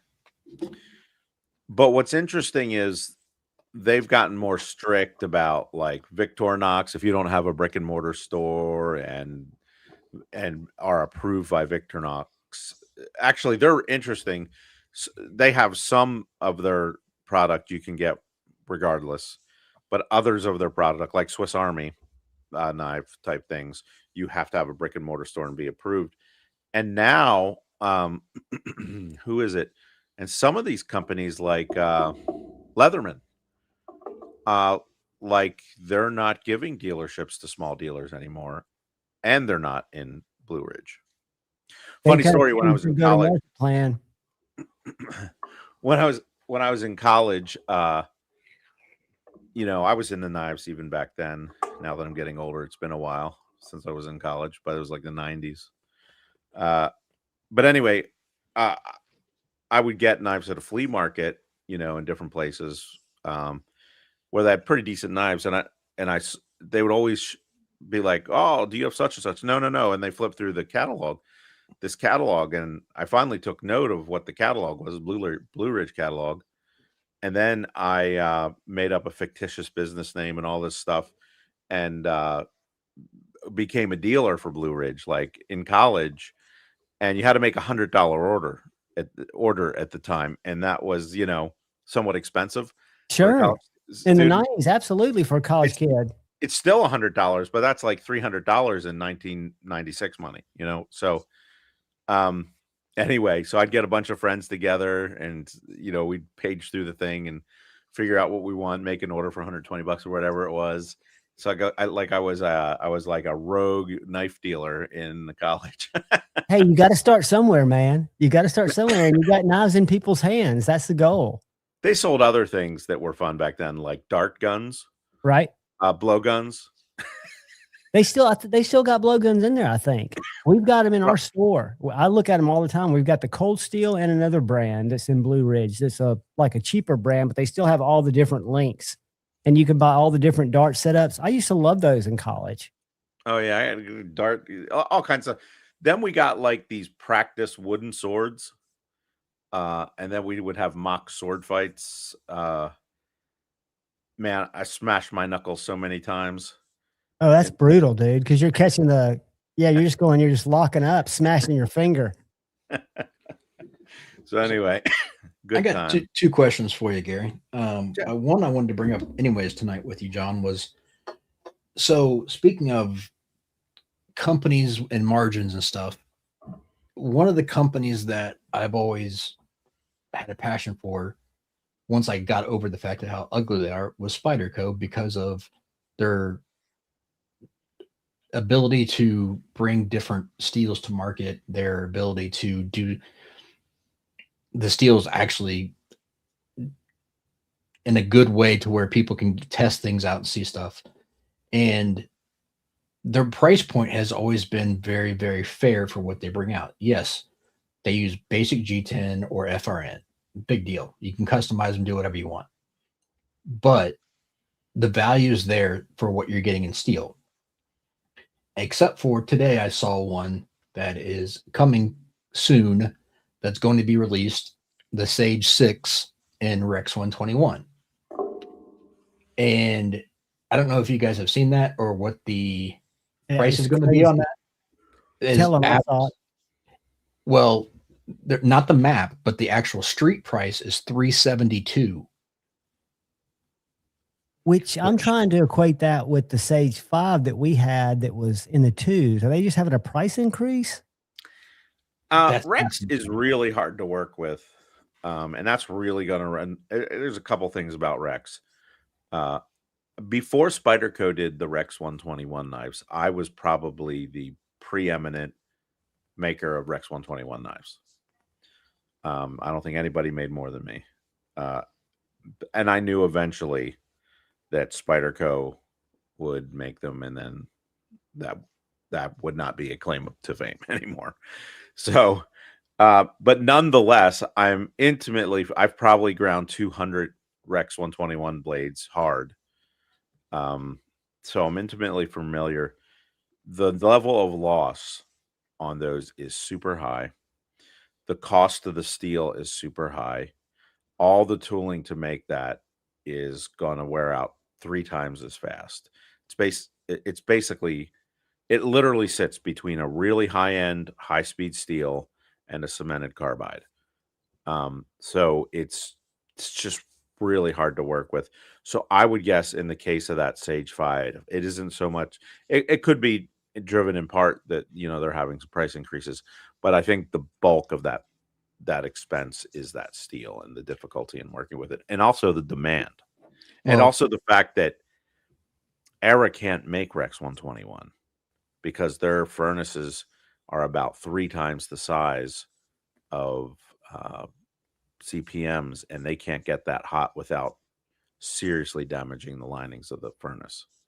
Well, that's what I was going to ask about. So, and I understand the tooling and the grinding of Rex 121, but the other models that they've done in hasn't been that drastic of an upcharge. And for instance, that Sage 6 recently came out in S90 and carbon fiber for, I think, $300 was street price. So charging an extra $70 for going up to Rex 121, but going down in handle material. So it's almost like a $100 increase, which I thought was, and they did the Sage 5 in Rex 121 for, and it wasn't that much more. It was, no, I'm trying to remember. It was close to 300. I was gonna say 250 or 280 or something like that in G10. This is sort of like the Westinghouse micarta effect to some degree, in that supply and demand. Yeah, there's only the Rex 121 that's left that they have ingots for, right? And once it's gone, it's gone. Good point. It's that I think it's like they realize that they can pretty much name their price, and they probably learned from what you said earlier about loss and working it. Maybe they didn't anticipate it being as much, but it's probably a combination of both. You learn when you run a bunch of them. And I'll bet you they're on their burger grinder or whatever they're doing, that they're breaking sometimes, like they're just breaking from the grinding that other steels, even like an S90V, would not. The truth is, some of these upgrade charges, like, people were charging like a lot extra for MagnaCut at one time. And it's,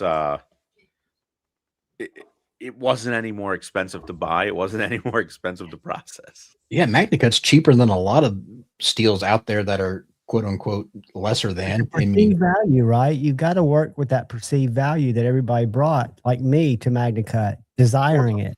It's also what it gets brought out, what's new and what's hyped as well too. So that has a little bit to do with what can be at least in our community. People get, oh, this is the latest and greatest. They never heard of something, so boom.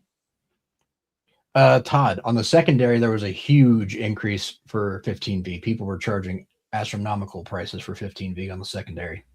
But yeah, and it might just be that Spyderco's like, hey, look at how much those are going for in the secondary. We're going to raise our price. I mean, I think that's what happened with a lot of companies. But I think you're right in the sense of, Spyderco, for the most part, has kept their prices fair, right, outside of, like this Rex specialty stuff. Yeah. But, what's a Delica these days? $90. At $1.25. Yeah, $1.25. The best deal ever that Spyderco did to me was the Mannix Lightweight and Rex 45 for $120. That's a pretty good deal. And to me, I've sharpened an absolute shit ton of Spydercos. I think Rex 45 is the best, or the steel that gets the sharpest out of all of their steels. Better than the K390, better than the Maximet. It can take the most wicked edge I've ever seen out of a Spyderco. My opinion of the steel that takes the sharpest edge, and this is very anecdotal, but is crew wear. Crew wear gets nasty as well too. I give you, and I like the fact that crew wear, you can actually take it a little bit higher if you wanted to, and still maintain bite more than other steels.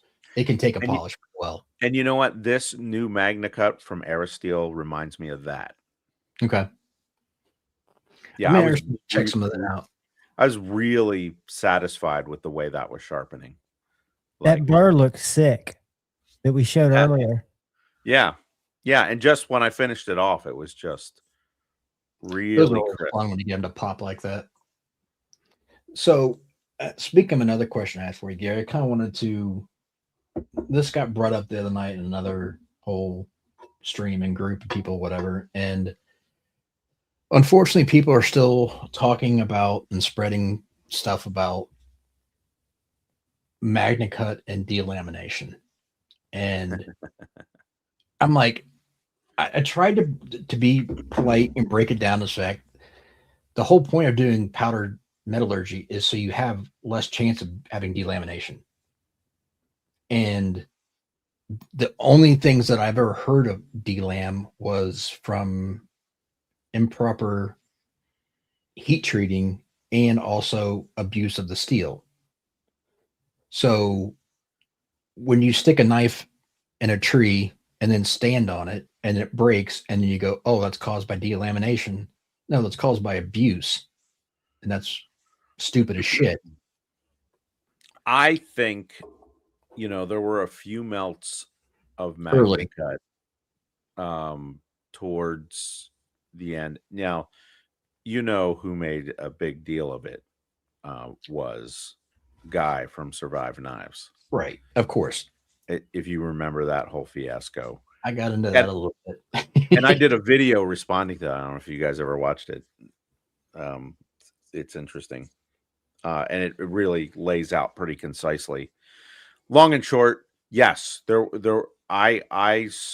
were some anomalies in the steel here and there. There are always anomalies in the steel here and there, but they were just a little more in a few of those melts of MagnaCut. And but that was under CPM, and they worked that out long before they went out of business. And so that was just people thinking they knew something. And again, when we talk about loss, there are lots of reasons for loss, and some of the reasons for loss were imperfections in the steel. That happened with MagnaCut. Like there were some parts of the steel that were not as rust proof as normally MagnaCut was. Again, this was like the second or third melt of MagnaCut 6 years ago. Exactly. Like none of this has been an issue since then. And I think they really got MagnaCut dialed in at CPM. And now this Aerosteel seems to have taken it, another half step or step further. And I really like the sharpening dynamics of it. Well, I completely agree with you, but it was funny how people will hear one thing from someone and hold on to it from years ago when it was such a minute thing in the very beginning that got resolved. And it wasn't even like a huge characteristic. There was some issues, but it wasn't like it was every single thing that came out was bad. And it was also being propagated by a scam artist and a piece of shit. Make an excuse of the steel because he wasn't doing what he was supposed to do. Right. So you lose, 1 in 20 knives, and you are not going to deliver 4,000 blades. Right. Yeah. No, there's no methodology there that makes sense. Yeah. Right. And I called it out. I mean, I called it out for what it was. I got a death threat over that. I'm not joking. Oh, I was having a discussion and basically said, that gentleman doesn't deserve to be in business. He deserves to fail because he's horrible at what he does. And then this was like 3, 4, 5 months before he ended up shutting down. Like it was during his whole excuse process, and someone was buddies with him and got all butthurt and decided to throw out a little threat on my life over it. I'm like, it's not that serious, man. But that's what you talk when you talk about ball washers or people that are just shielding the truth. There's, I don't know the whole Survive saga, but I do know that it spread a lot of misinformation out there from a guy who was thought of as being very credible and who evidently could make a great knife, but just couldn't do the other things that were required to be a credible business person. Yeah. He didn't know what he's talking about half the time, and he's just making stuff up and trying to sound smart. Yeah. Like if you didn't know, if you weren't a maker, an experienced maker, you would hear what he said. I just put that link to that video in the chat. If you didn't know, you would think that he's making total sense, and it's like, but what he was saying things that were just not impossible. They were just weren't true. And yeah. And it got to the one thing he said that put me over the edge, and the reason I made that video actually was he said the reason why other makers aren't having these problems like we are is because they just have lower standards than us. They don't make knives as well as us. Right. That was he was saying his tolerance was something like, I can't remember. I don't want to misquote because I don't want to get held to the standard, but he said some astronomical number that was, if it wasn't within that, it's not within his tolerance. I'm like, you don't have the machinery capable of doing that. Like, don't act like. Well, they were getting to the point where they were cup grinding their bevels in house on a CNC, and that's just a really slow way to do it. And they were never going to keep up. But like he was using Larkin, and they, like every vendor he ever used, he burned the bridge. Armory Plastics, he screwed them for nearly $100,000. Yeah. And like that, they're a big Kydex company. And so what happened, there's all the backstory. I helped a guy who ended up sort of bailing on the knife world, kind of ghosted the knife world, Heavyset Tactical. But I saw his videos. Yeah. He had been in that shop. I don't want to interrupt you, but your link didn't share. Did you push send, or is it still in your? I've been looking for it. I'll do it again. I thought if he's not a mod, it may not pop up, John. Oh, hold on a second, Gary. Don't do it yet. Let me find you in the chat. Just throw a question mark or something out into the chat. Just a regular thing so I can make you a moderator, and then you can share. There you go. Okay. Hold on one sec. Thanks, Kyle. All right. You can share it now.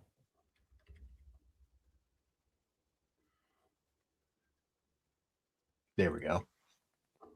Yeah, that's a link to that video. And I talked about it. I got a thank you from Niagara, the president of Niagara and the president of CPM for doing that video. Well, it was so funny too, because of like, he was just running BS over BS, and he couldn't keep his facts straight of what he was talking about. And like, no, if you have that much loss, why aren't you sending? Niagara gave you the sweetest deal possible. Send it all back. And he's just like, oh, I don't have it now.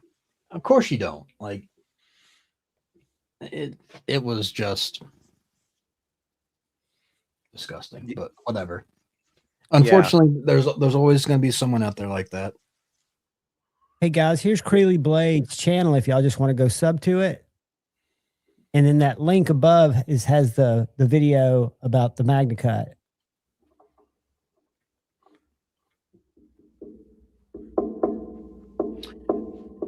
Yeah. The reason why I brought that up about the Magna Cut was because someone was talking about that the other day, and I was like, "Look, that's not an issue. Like, I don't know where you're getting that from, but that's not a thing." And they were talking about this test that they were doing, or that not they personally doing, but they saw being done, and you probably have seen it. It was a blind torture test, and one of the blades snapped, and they said it was caused more than likely by delamination, blah, blah, blah, blah, blah. And I'm like, again, if you're sticking that blade, a third or halfway in a tree and stepping on it with all of your weight and expect it to not have any shatter deformation, period, put that much side load on something, that's just abuse. That's not that's what an axe or a hatchet's for. You're using the knife incorrectly. That is 100% on you. Was that the DBK video where they broke one? I believe it was actually on Knife Center. Oh, Knife Center. DBK broke Bark River. But it broke right on the jimping. And if you guys know me, I don't like jimping. I think it's dumb. And so because it creates stress risers. And it doesn't, there may be certain designs that it may be helpful for, but I'm just not a fan. It's extra, fluff on a knife. I know a lot of people love it. It's just controversial opinion on my part, but no, it's what you've worked with it, and I never thought about it weakening the steel. Oh yeah, it's a stress riser, especially when you use like a checkering file, and it's those sharp ones. They're like square. Kyle, was it a Knife Center video or was it a Knife Center live? I think it was with Joe Flowers. It was recent. But again, don't use the tool improperly and it's not going to snap. And it didn't break because of delamination. It broke because you used it improperly. And I'm the same way about whacking a spine whack test 4 or 5 times on the back of the spine and getting it to jiggle loose. That's never going to happen. You might hit it once if you're an idiot on the wrong side of the blade, but if you hit it 3 or 4 times, that's not real world use, in my opinion. Well, so that test shouldn't be done. Tells Tim Reeve. I know. Well, how many times does he whack it? A couple, and that's all that it needs to be done, just to make sure you've got solid lockup. You don't need to be sitting there banging your knife all day long, but you need it to lock up. But I'm talking about the YouTubers who make the spine fail videos that whack it several times. They're not just whacking it 1 time or 2 times. They're doing it 3 or 4 times, and then it's failing. G-ball. I get it. I don't agree with spine whacking for shits and giggles, but I do understand the importance of the actual lock face geometry and making sure that when it goes out of your factory, it's locking up to the point where you're confident in that knife. The bigger the company gets, and I'm not throwing shit on any of these companies, but you would be amazed at the knives that come out of boxes from huge companies and how they got out of there. You just wonder, it wouldn't have taken much to center this. It wouldn't have taken much to, we'll have to, when we get a Benchmade order, like especially automatics, we at least have to send 2 back that don't operate when they come out of the box. You can't tell me that it operated when it left the shop, but it didn't operate when it made it. Maybe it could fail in postal service's hands. I don't think so. But just some of the stuff that gets by, there's very few people on a large scale, and maybe there's some that y'all could name that take pride in each one that comes out.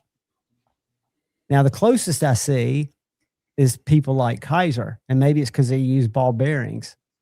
I don't think I've seen a Kaiser out of center in 3 years. Not that that's the be all end all, but it just seems like they're only shipping out the stuff that at least looks proper.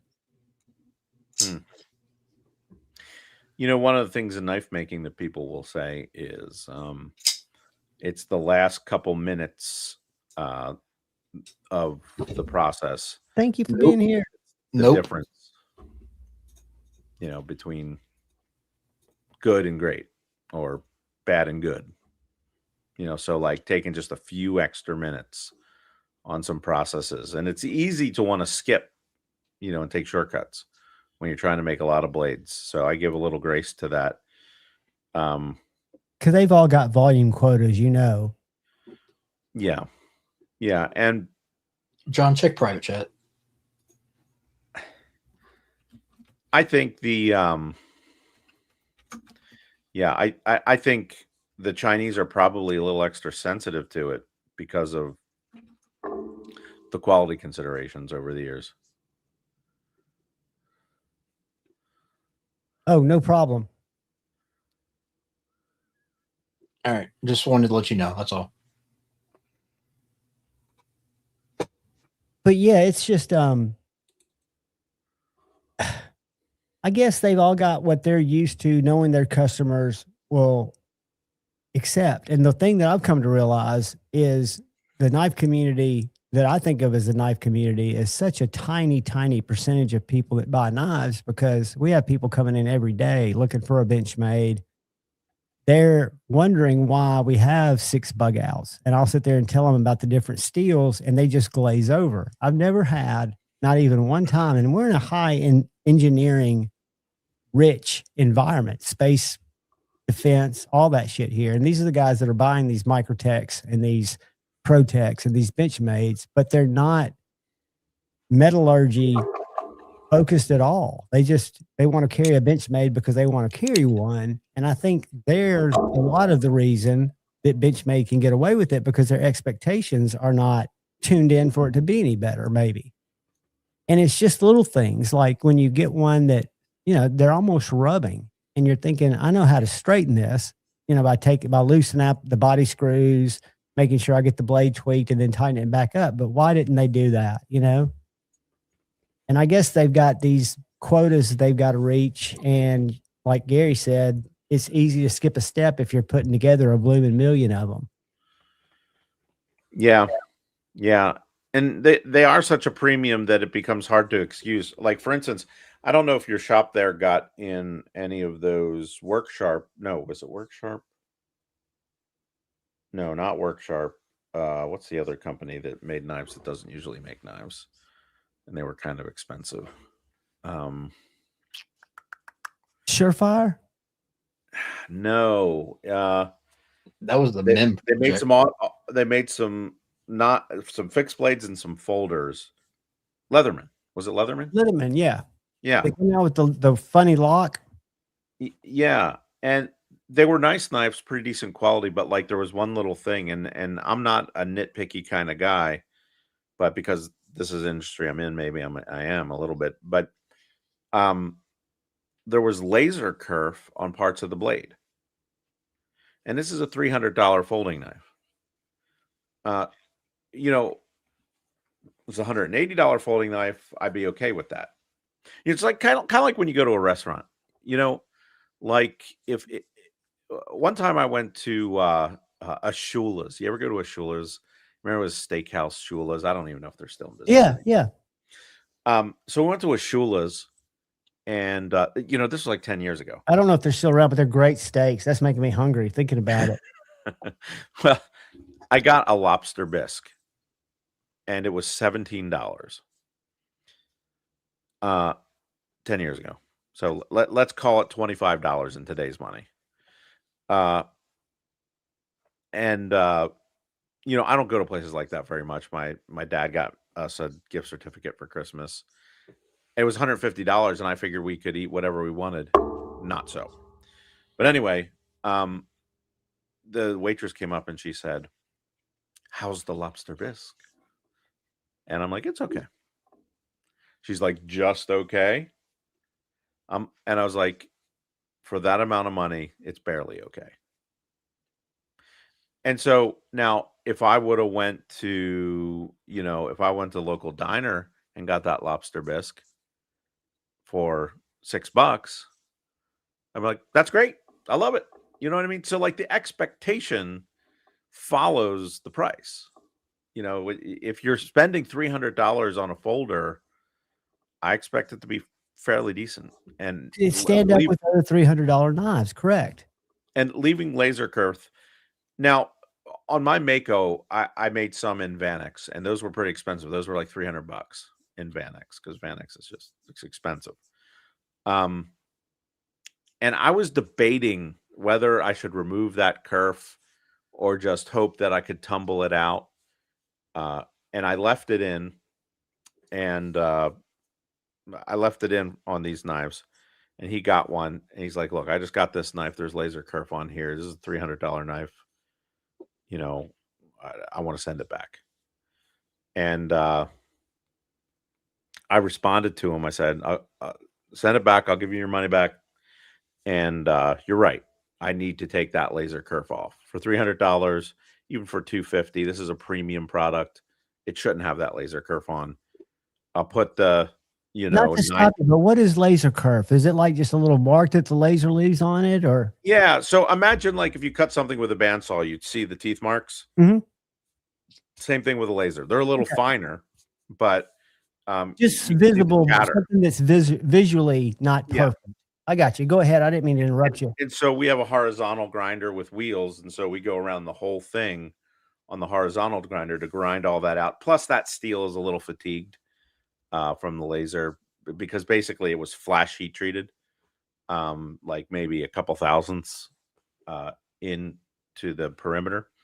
So we clean it off just to make it nice, but I said to that guy, "You're right.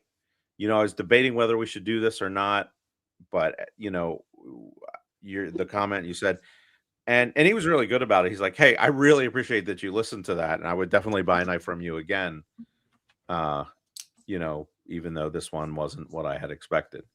So, yeah, so you can learn from the customer sometimes. I mean, I think it's great that you use the experience that you had at Shula's and you could understand a little bit instead of it just being a picky customer. I think that sets people who you're building a fan base instead of just selling knives that people might or might buy from you again. You're creating dedicated fans at that point. I mean, if you're willing to stand behind your product, not everybody does that anymore. You have to jump through hoops. Even with retailers, you have to jump through hoops. Big retailers. So I think, and you tell me if I'm wrong, I think there is, from being in home building in a past life, I know that some customers think cheating you out of money or doing something like that's a good business, but it's rare. I think most people are not going to complain, and I would rather have somebody speak up with an issue than have that silent objection where somebody's just sulking a little bit because it didn't meet their expectations. I'd like to know as a maker, you know, whether I remedy it or not, I would still like to know what the customer's thinking.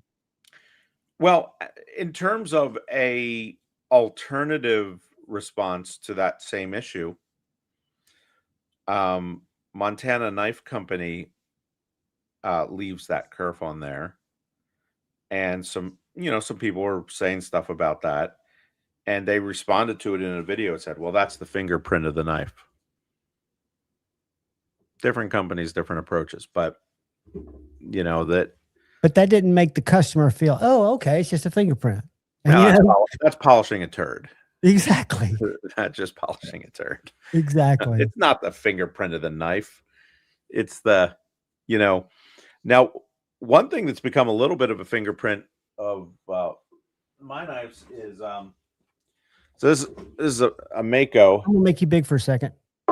And actually, of course, I brought one out that doesn't do it.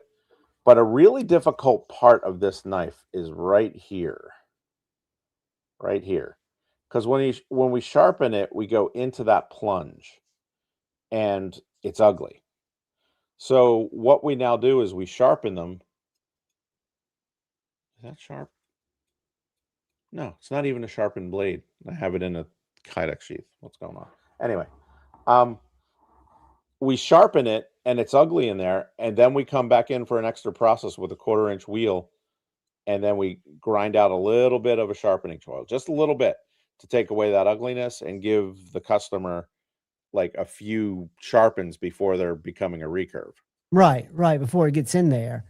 So like that's a little adjustment. And but to the fingerprint piece, we do that by hand. And sometimes we have to make a bigger choil on one knife and a smaller choil on another because we didn't go into the plunge as much. So each one is a little bit different right there. Well, that's the unique That's nature of fingerprint. yeah, exactly. That's showing that it's a handcrafted product, right? It's uniqueness of that knife. Right. Gary, So Gary, don't feel bad. It's no 940. He doesn't have the plunge in the head of the end of the sharpening. That is possibly the worst plunge grind ever created, and one of the most popular knives. Which one? The 940. Benchmade 940. I'll tell you what's another difficult term. You call that a termination. Is a lot of the Spydercos, the PMs, because it just goes straight into the back. Mm-hmm. So the edge is like this, and so you start sharpening it, and then it's like it starts becoming a regard. What I actually do on my wheels is I grind a notch right in front of that plunge. That gives me a few times to sharpen it without, and so there is a little spot that's on sharpen there. Then, it's not. I don't put a round in there. I just put it's like a triangle in there. So what it ends up being. I think I saw a video with is Eric's dad the dad of the Glacier or Glacier? Sal. Yeah, he was sharpening. Are those designed to be sharpened on like a bench stone or a fixed system where you just run them against that? Or I suppose on a fixed system you could get around that. The way I sharpen, it's hard to. Right. Yeah, on a wheel it would be tough. On a wheel or on a belt, it makes it more difficult. But like on a bench stone or depending upon where you're squared off stone, you don't have an issue with that. But that becomes you end up it's a double-edged sword because then you end up chewing the edge of your stone up a little bit as well too, because you don't want to go too far and actually run into. Yeah, you're smashing into that face of the plunge. Yep. Yeah, I think I like the fact that at least it goes straight up and down though, Gary. I give them that because the makers that do these sweeping plunges and then still have the plunge grind ahead of the termination, it's like, what the F are you doing? That's basically what I had with the Mako because that's a sweeping plunge. I didn't see it when you were showing it. I just got back in here. Sorry. Yeah, you weren't here when he showed it up. Yeah, it's I'll make him big again for just a sec when he gets it. Kyle, this is an awesome size knife. There it is. It's not as sweepy as some, but that's not bad though. It sweeps in there. That's a rate. Well, that's a radius in there, and so sometimes with what I would do is come on and go up onto that radius. But now I just come in with a 1/4-inch wheel up into here and cut a little bit. I wouldn't even call it a choil. I'm just giving it so the blade ends up having a little bit of a drop. But that's a tricky part of it.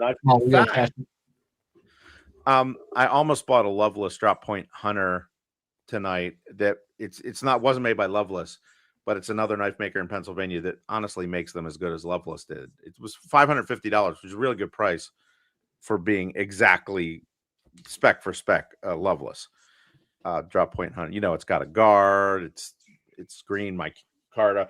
Oh yeah, those are beautiful. Yeah. It's really nice. I almost bought it, but then I just realized I don't use that kind of knife. So it's $550 out the window. That's just going to sit in the cabinet. So. Gary, what do you think about Randall knives besides them being grossly overpriced? I don't understand the appeal. I would like to have one just as a reference. I don't understand it. $10.95. I had a guy, that guy who I work for part-time, he buys a lot of estate stuff, and he bought a collection of, I want to say 30 or 40 of these Randalls. It was a whole collection, and evidently the guy has been after this particular collection from this seller for quite a while, but I'm blown away by the prices of these knives and the fact that people are calling, trying to get, and you talk about plunge grinds. I don't know if you can see that. Yeah, that's a big sloppy. Yeah, I mean, but all of them are. I don't see. I don't get it. Now, this one I thought was really pretty. This little the Randall number 2 4-inch fighting stiletto. But again, I don't understand. I guess it's the guy or the fact that there are not many of them around. I just wondered if y'all knew what made them so Just desirable.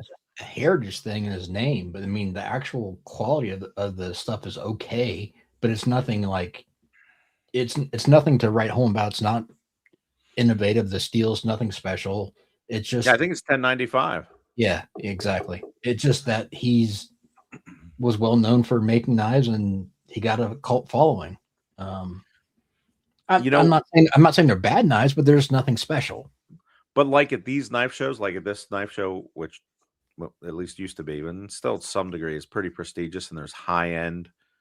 Like the guy I'm sitting next to, he made sure that I knew that his knives were $30,000 each. You know, he's a purveyor; he's not a maker, and so they're just collectible stuff. Right. I don't get that. That's not my part of the knife world. So the level of impressed I was by that, it's hard to overstate how little it was. But whatever, you do you. But the Randall, like there are guys that come to shows like this and hit 2 or 3 purveyors, and just pick up Randalls or sell Randalls. And it's like a whole thing, and the price points are really high. And it's the opposite of my philosophy of knives, to make knives that are high performing tools to use.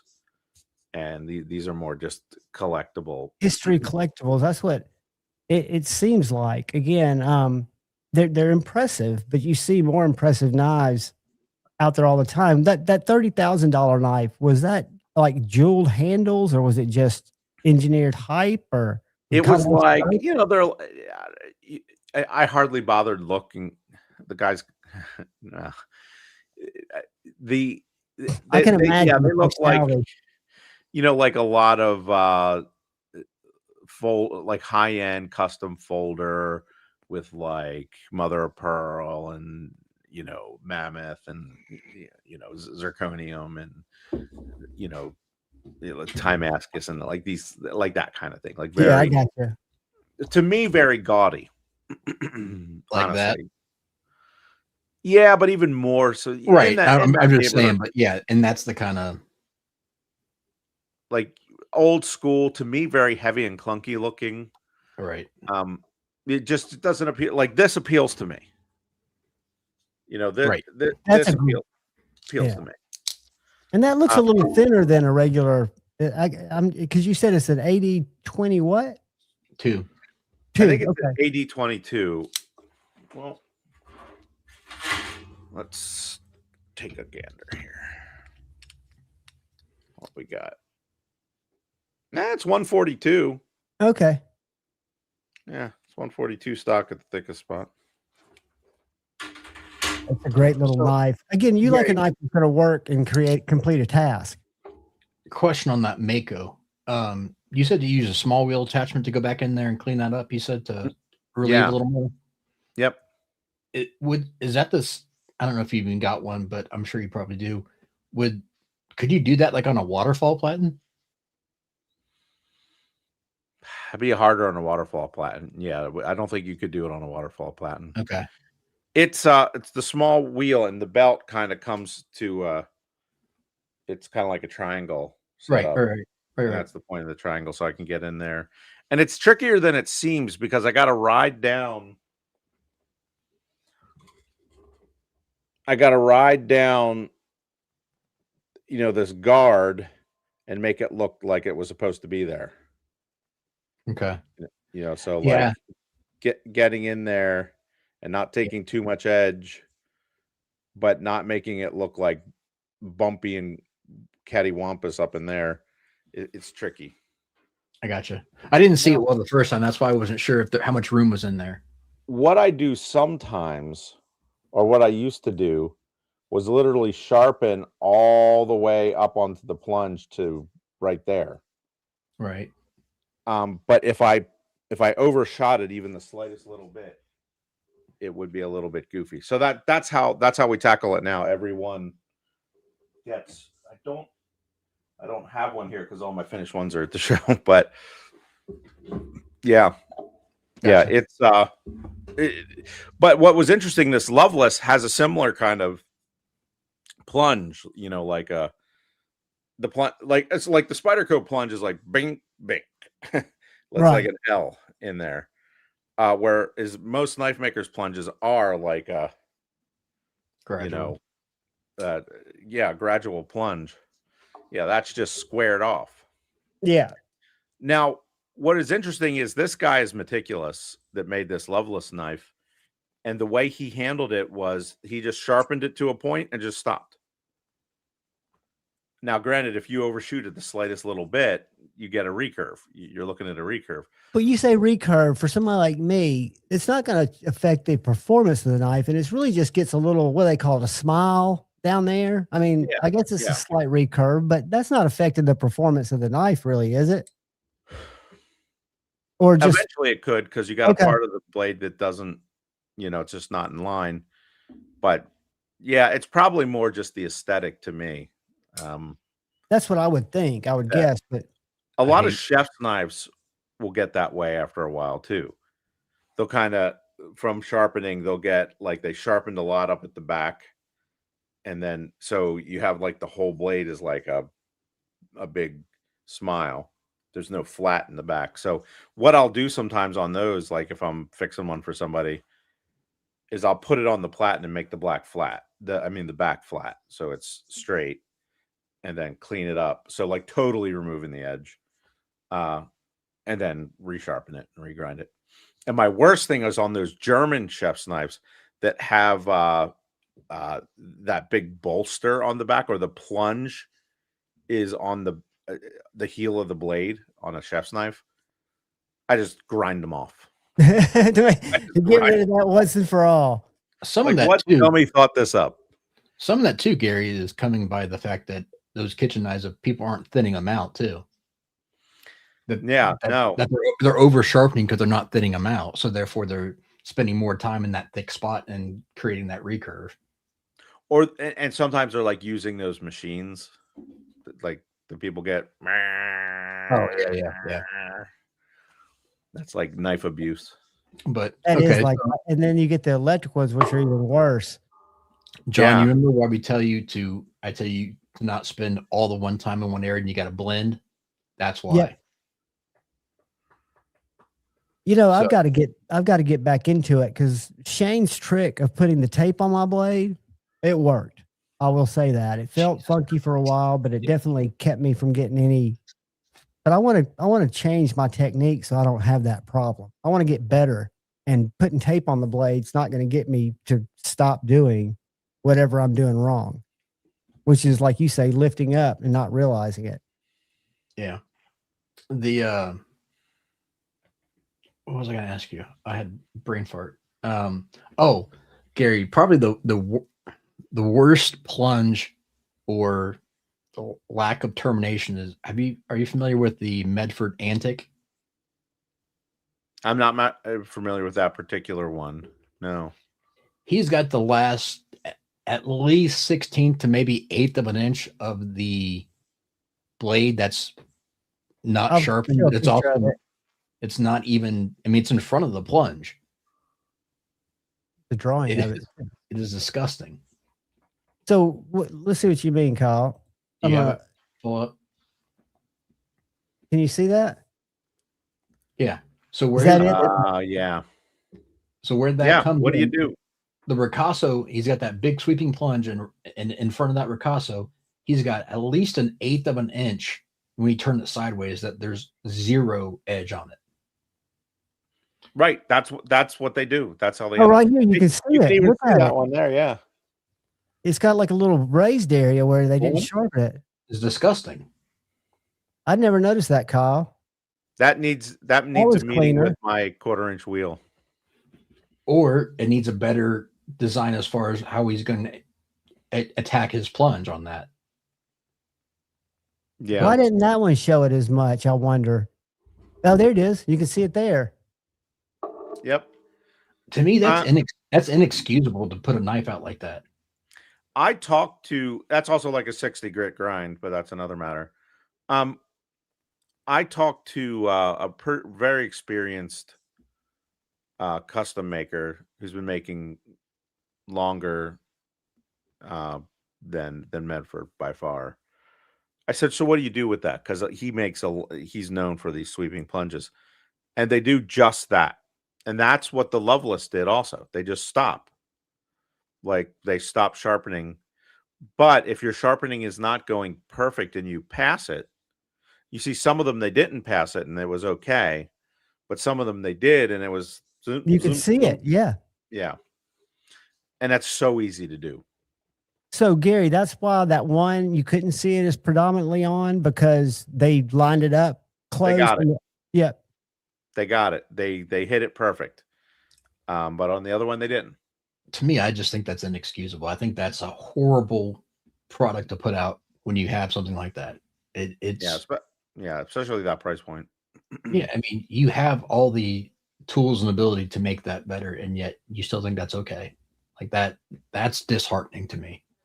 But there's a lot of custom makers that do that stuff as well too, and it's like, oh yeah, very common.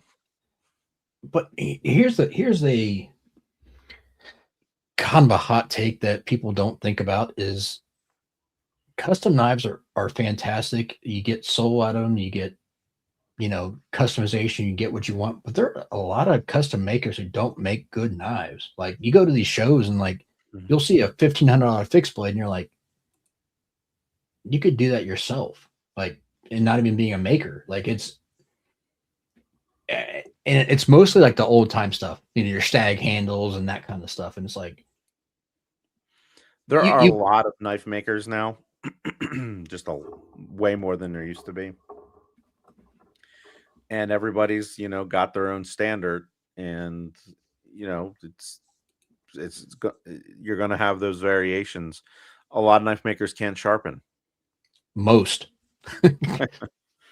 I mean, it's very rare that you get that I get a knife in. I got some people who buy knives and have them shipped to me before they even take ownership of them. So I just sharpen for them before it comes, and I had some of the factories are better, but like custom makers, I'd say 80% of them don't know how to put an edge on. Yeah, it's pretty common. It's pretty common. Some do, some don't. I started sharpening knives when I was 12, and I'm now 51. So I kind of figured it out. But and I started from that place. So that was the easiest part of the whole deal. Right. For you, to get that final edge the way you wanted it. Now, now I might have said this before in another thing. I don't want to sharpen anything.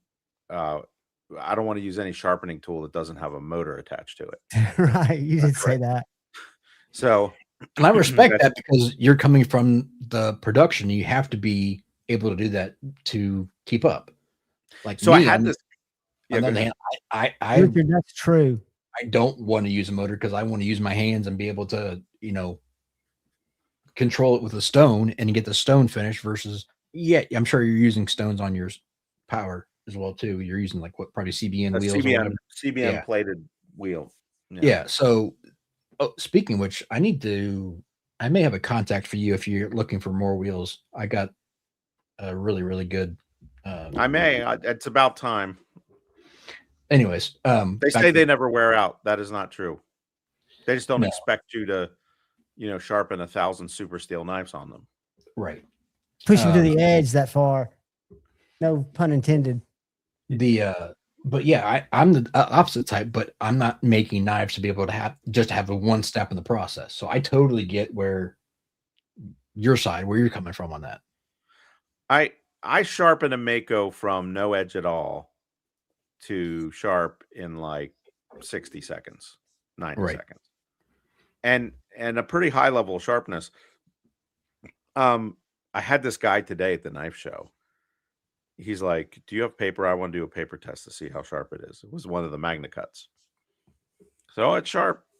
And so he was, doing the paper scene, listening very carefully while he's cutting with the paper, and then like cutting, you know, swirly keys. and so I was like, have at it. And then he bought the knife. That's If it awesome. had a terrible edge on it. I can tell you that to me, the sound, because I do a cut test in every unboxing, every video, I therapeutically cut paper, but that sound, when you get that perfect, and I don't know how, but the sharpest knife I've gotten, I think from the factory, was my Microtech Stitch. I don't know how Microtech sharpens, but it was out of this world scary sharp. And the geometry is not there for it to be as sharp as it is. I mean, or to cut paper like it cut.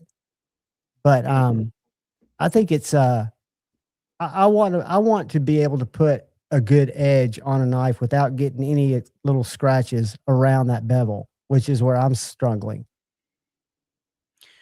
Yeah. Yeah, like the system I do, it's like an 800 grit wheel. And, you know, I go down both sides, get them about the same height. I'm not killing myself over getting them exactly the same height, but I try to get them close. And I raise the burr the whole way through once the burr is raised. And then I'll flip it maybe twice.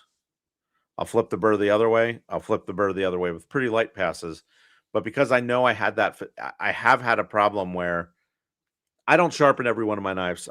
There's 3 of us. So now the MagnaCut one that guy bought, I did. So I was confident in it. I'm confident in my other guys too. But so anyway, I raised that burr, bump, bump, bump, bump, bump, and then go over to the other wheel that's exactly the same size. And these wheels are moving slow. They're not moving fast. Right. And it's loaded with my emulsion, a diamond emulsion. And then I take the burr off with the diamond emulsion, but it also polishes the edge. So it's a semi-polished edge. And that's going to get a best score of 100, give or take. Little under, a little over. That's sharp. And somebody in the chat earlier, I don't know if you saw, they just picked up some of your emulsions. Yeah, I saw that was about an hour ago. Yeah. I've been getting a lot of orders online the past few weeks. I don't know what it is, but I've been good emulsions are hard to come by. They are. They're good quality when they don't exist very often, or they go away. It's hard to explain. It's hard to explain what it is to people, you know, if they don't know. Right. So, like, one guy bought a strop from me. I'm like, you might want to try the emulsions. I'll let you try some for free. And he's like, no, I don't need it. I'm like, yeah, you do. Yeah, no doubt. Yeah. And Gary, are those on your site too? Because I'm going to need to. Yeah, they're on the site. Gotcha. Somewhere. I'm looking. You don't have to look. I got it right here. And it's crazy too, in the last 2 years, how the price increase of emulsions have just gone through the roof. Like a 30 mil from Scott used to be $33. Now it's like 70.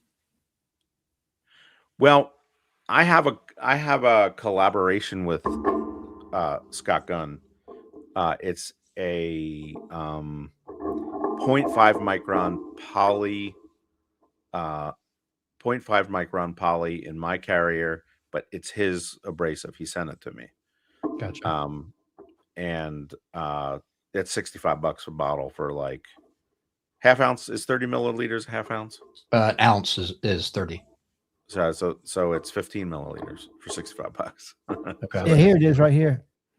However, my regular stuff is $25 a bottle. But the thing is, because it is because it's in a dropper, it's much easier to apply to the strop, and you don't lose nearly as much as you do with a spray. And it's actually a leather conditioning lotion that it's suspended in. I've gone I mean, I've liked Scott stuff, don't get me wrong. It was some of the first good stuff I ever used, but I've switched over to stroppy stuff. And I really enjoy it. But I use some leather, but I'm not all leather. I really like using hardwoods. I use oak a lot. I like having that not having a flex to it and being able to get that true apex and pull that burr off of there. But yeah, and unfortunately I'm clean stocked up, but when I start running low, I'll give your stuff a try, Gary. You definitely want to give it a try. I mean, I bought Stroppy stuff to try it out. I made my stuff because I didn't like the other stuff I was using. So I made this not because like I was trying to make money to make emulsions, but like I sharpen a lot of knives. I go through the stuff and I didn't like some things about it. I didn't like that it's suspended in water. Stroppy stuff is suspended in water and or glycol. And when you spray it, if you don't do it right, you're going to get it all over the place and you'll use way more of it. The application, like the performance of the Stroppy stuff is fine. Excellent. Probably very similar. But the application is a hassle. Yeah. And so they do pumps and aerosols now too, which helps. Interesting. So yeah, they do the pump side and they also do like the aerosols type. But yeah, I'm with you. Same thing with Scott stuff is, it would gunk up the spray nozzle and all that kind of stuff. And because it's abrasive, it ends up eating up the inside of the pumps. Right. Did I hear right that, and I don't, this could be mistaken, but there was someone working on a kind of a prototype suspension out of like graphene. This was, I don't know what graphene would do though in the context of a. Well, it was graphene mixed with I think PG, and they were trying to get it to where it would contain lubricity with it as well too, so it wouldn't. So like when you're pulling off a burr, you're leaving little pieces of that metal behind. It was keeping it to where that part wasn't sticking to the leather. Interesting. Yeah, and that was a year ago, probably more. Gunny Juice was not graphene.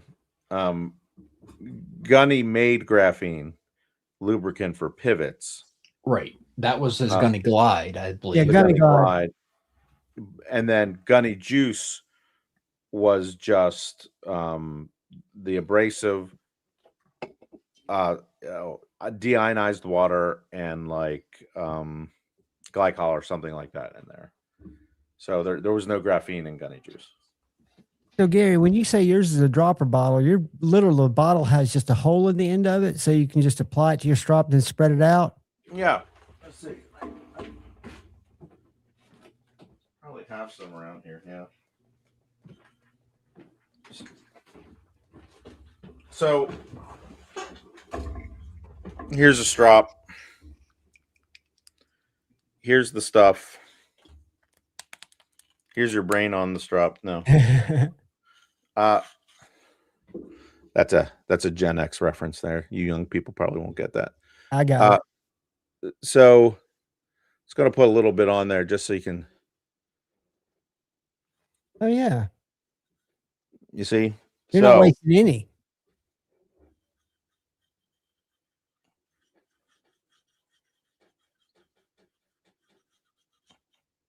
And it smells lovely.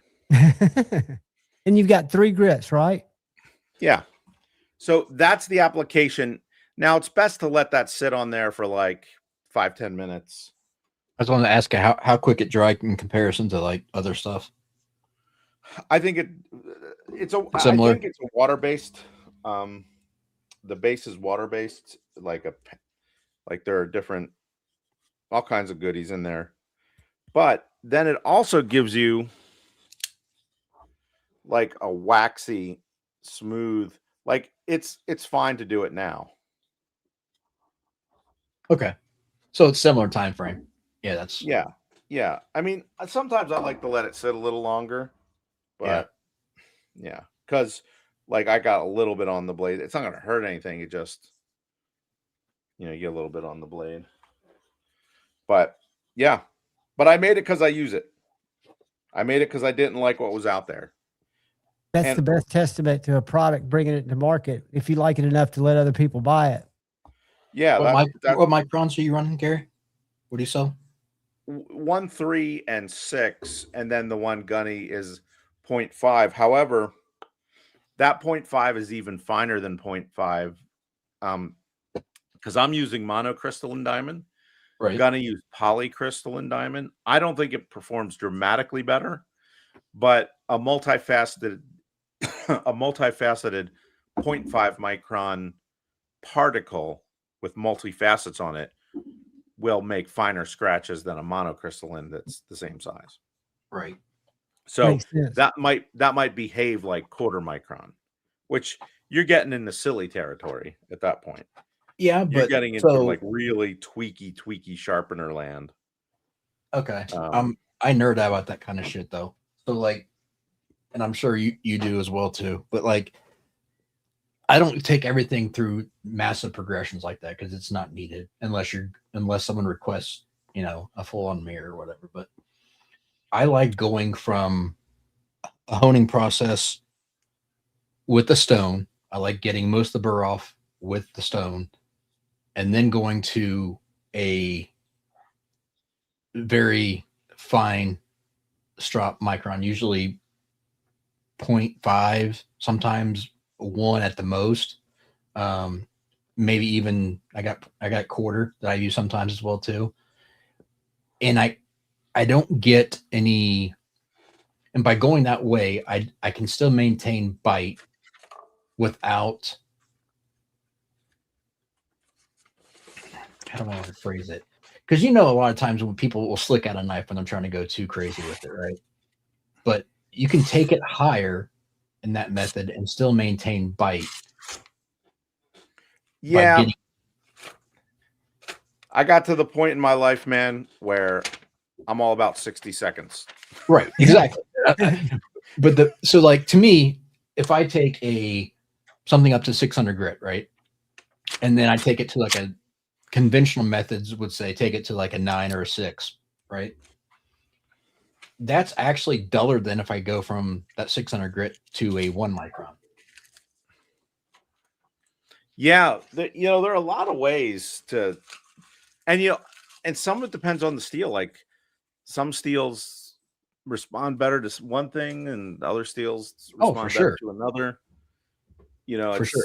I'm just throwing a generalized thing out there, but yeah, every steel will react differently, especially some steels don't like polishes, some steels do. And that's part of the longer you do it, being able to, like, if I have someone that comes in and says, hey, I want XY, I want S35 and I want a mirror on it. I'm going, is this a show knife or is this actually going to be used? If it's used, you don't want a polish on S35. It's going to slick out.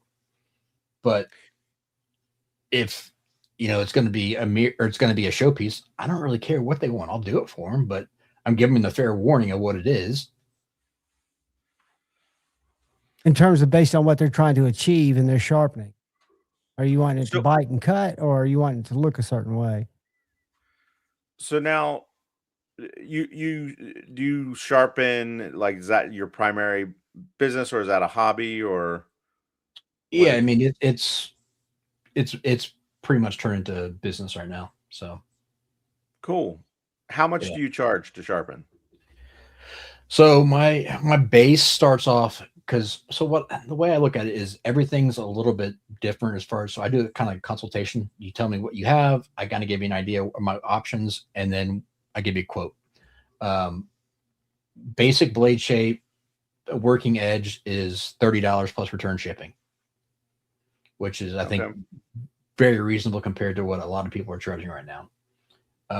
And that's a stone edge, not doing belts, because some people that got to be an issue a couple years back where people were charging stone pricing and just running across belts.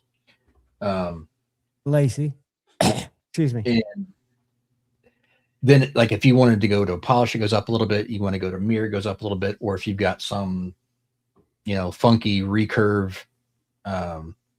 tanto that's going to take me longer, then it's going to cost a little bit more. It's more based on how long it's going to take me than anything. But I try to be fair with everybody.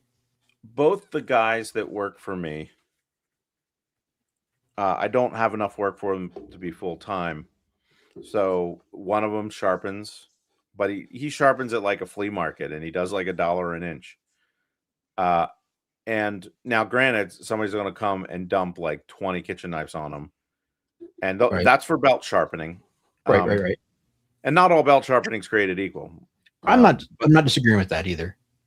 But like the one thing he does, and I think he's going to change it, is like if it's 1.5 inch knife, he just charges $1.50. I'm like, dude, you got to do like at least a $5 minimum. I don't want to touch your knife for less than $5.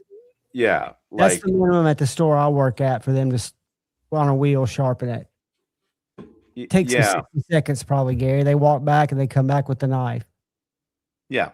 That's not what you do, Kyle, at all. It's not what you do. Yeah, it's a different thing. And and he's sharpening total crap knives. Sure. Like, I mean, Rada, like.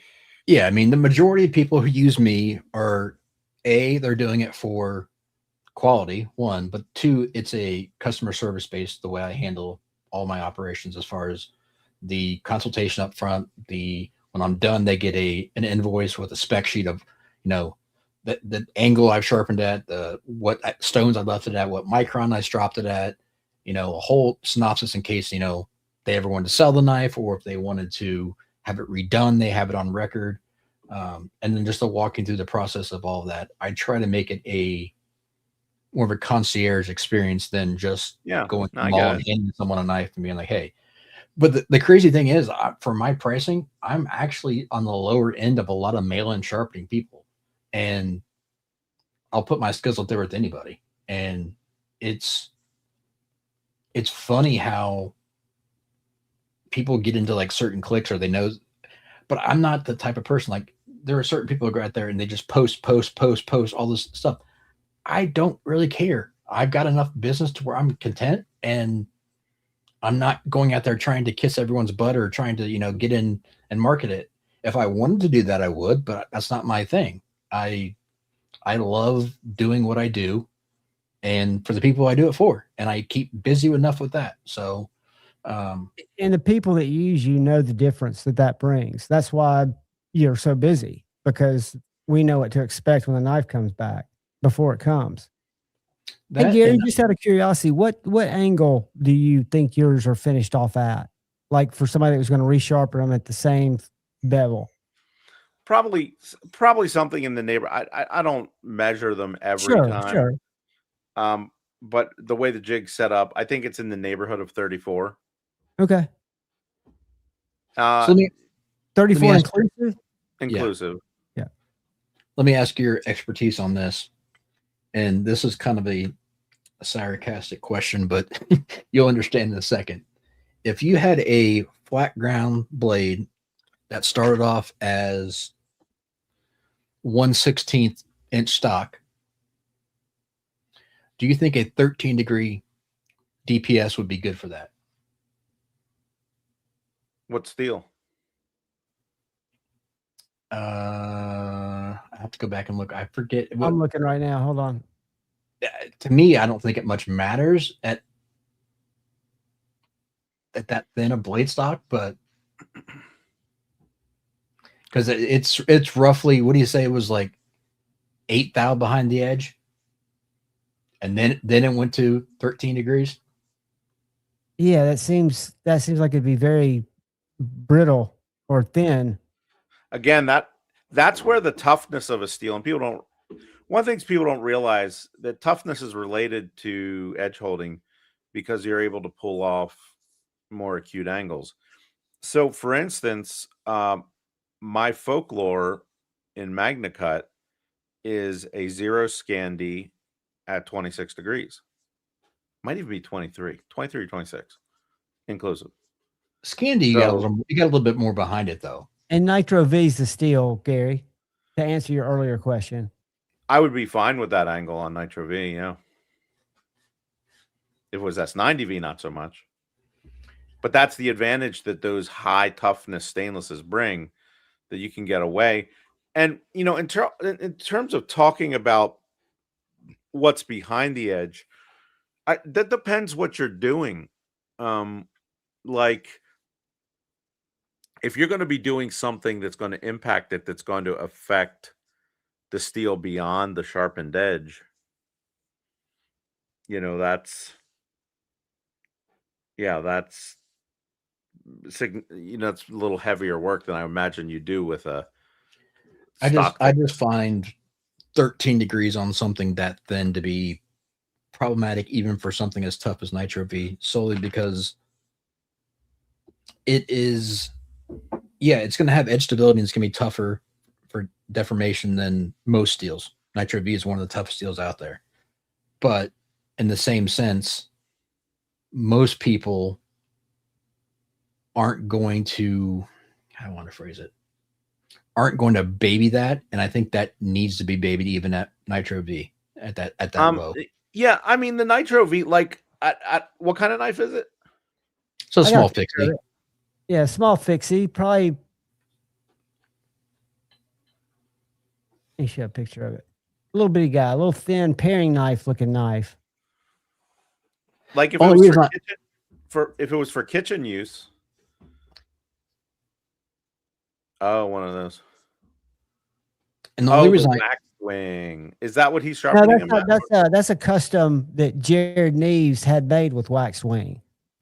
So Jared's the one that's taken the 16th stock and given that longer bevel to it. Oh, I see. So the only reason I'm asking about this, Gary, is I get why you want to quote unquote show off and make it super sharp, because at 13 degrees, I think it's going to be scary, but it's not necessarily the best edge for that knife. And I think something, even if you wanted to go crazy to being that thin and put 17 on it, it would still be sharper than most people will ever need and would ever put qualms about. But I think 13, you're adding in chance of things going bad long term, and I just don't see it needed to be that low for that knife. But that's a little, that whole situation is, I don't want to call it gimmicky, but it's a little gimmicky. Waxwing makes those knives. He's local to me. He makes those knives really cheap. Like they're they're way cheaper than they should be. Yeah, we had him on to interview him. He's a great dude. Yeah, he should. He's way too underpriced though. Yeah. Like if he had to make a living, you can't. And he's like jigging that G10 by hand. He's like, I got it down to 20 minutes. I'm like, that's a really long time. Yeah. But I'm glad he's got somebody like you to talk that he talks to. That's awesome, because Trevor is a young guy and he seems to have a lot of passion. I'd like to see him. I talked to him. I was like, dude, you got to charge twice as much. I know it feels good to come here and knife show every knife on your table, but it's because they're half as expensive as they should be. And he needs to hear that, because a lot of those guys have imposter syndrome, which they don't need to. Right. Like you could raise that price, and of course you're selling out all the time, because it's like if you sell things cheaper than they're worth, a hand ground blade. I mean, it's interesting. He'll learn. He'll figure it out. Yeah, I think so. He'll figure it out. But with Jared sharpening it, one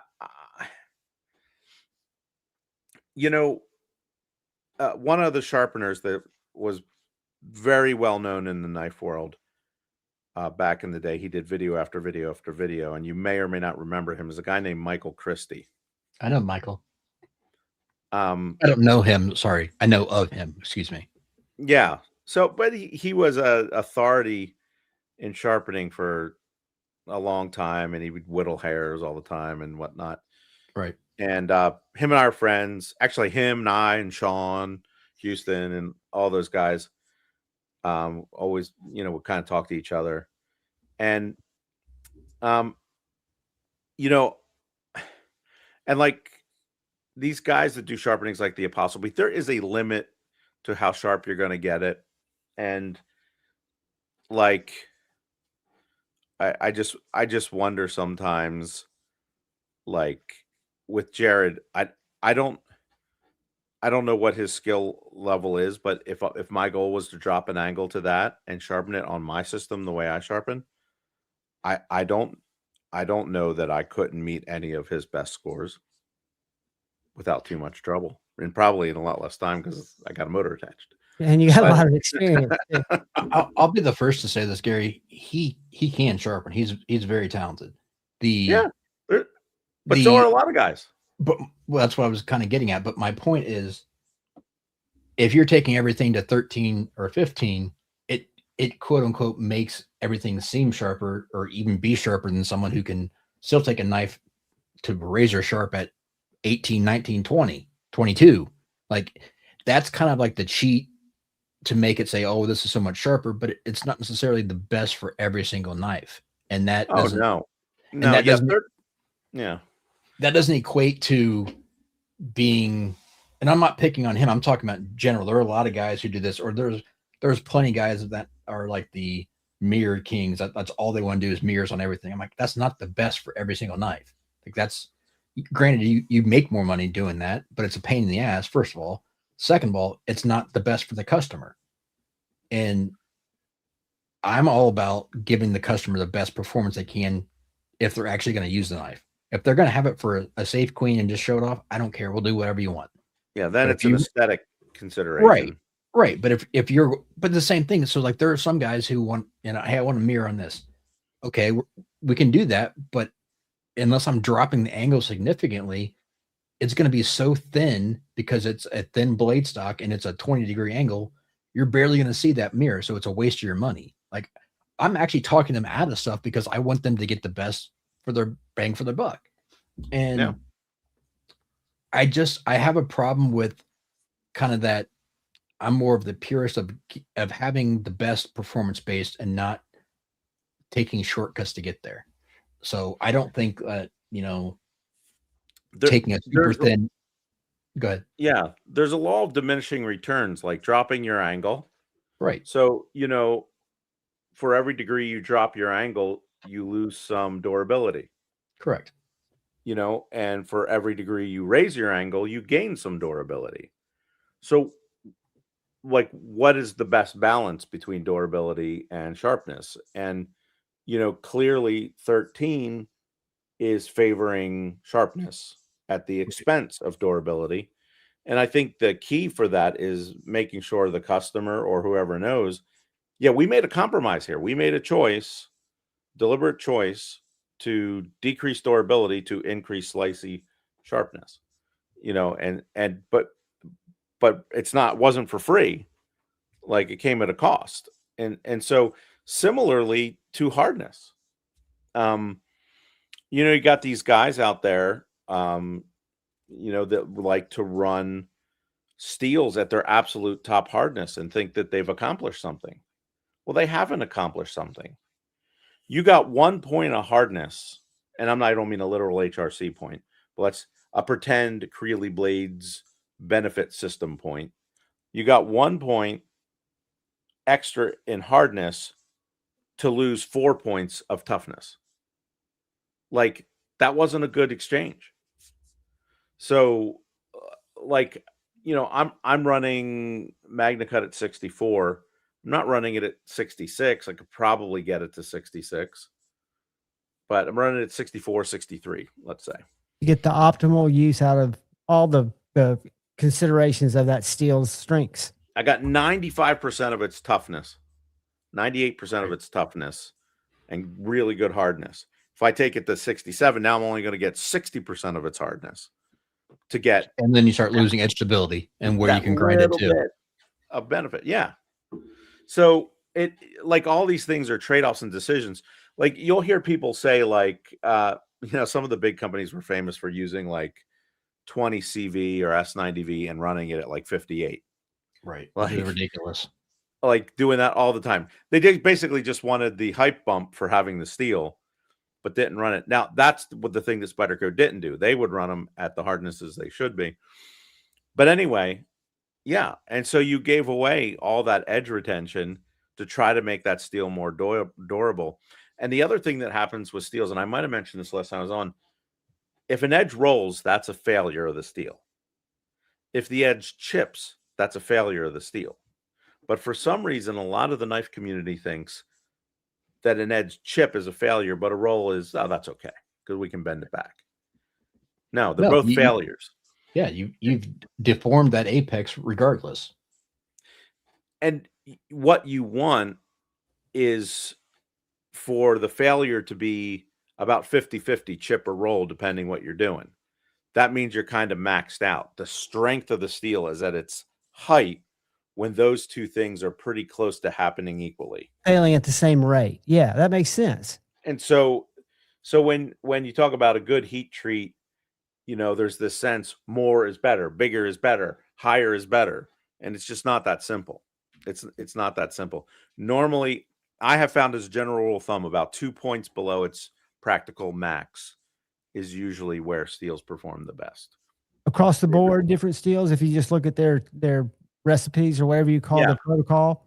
So take for instance 420 HC that Buck uses.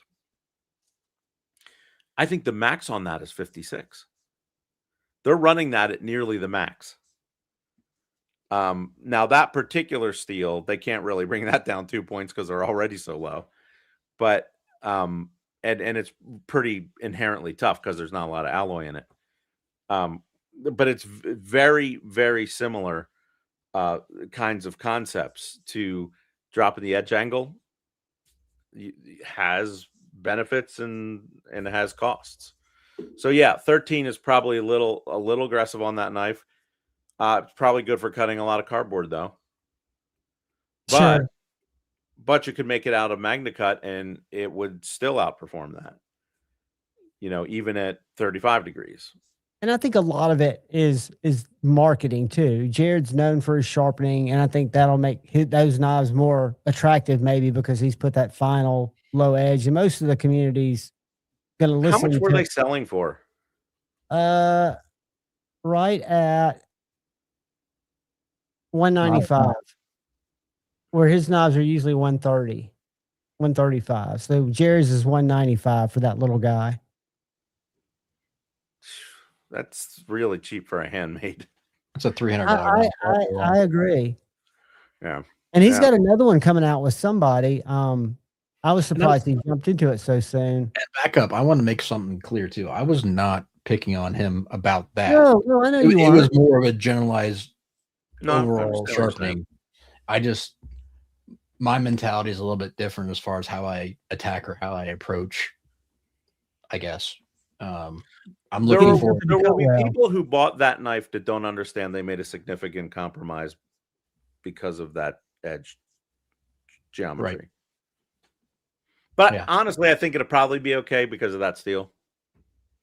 And that knife being kind of small and wispy kind of anyway. Yeah, it's pretty thin. They're pretty thin stock. I have one.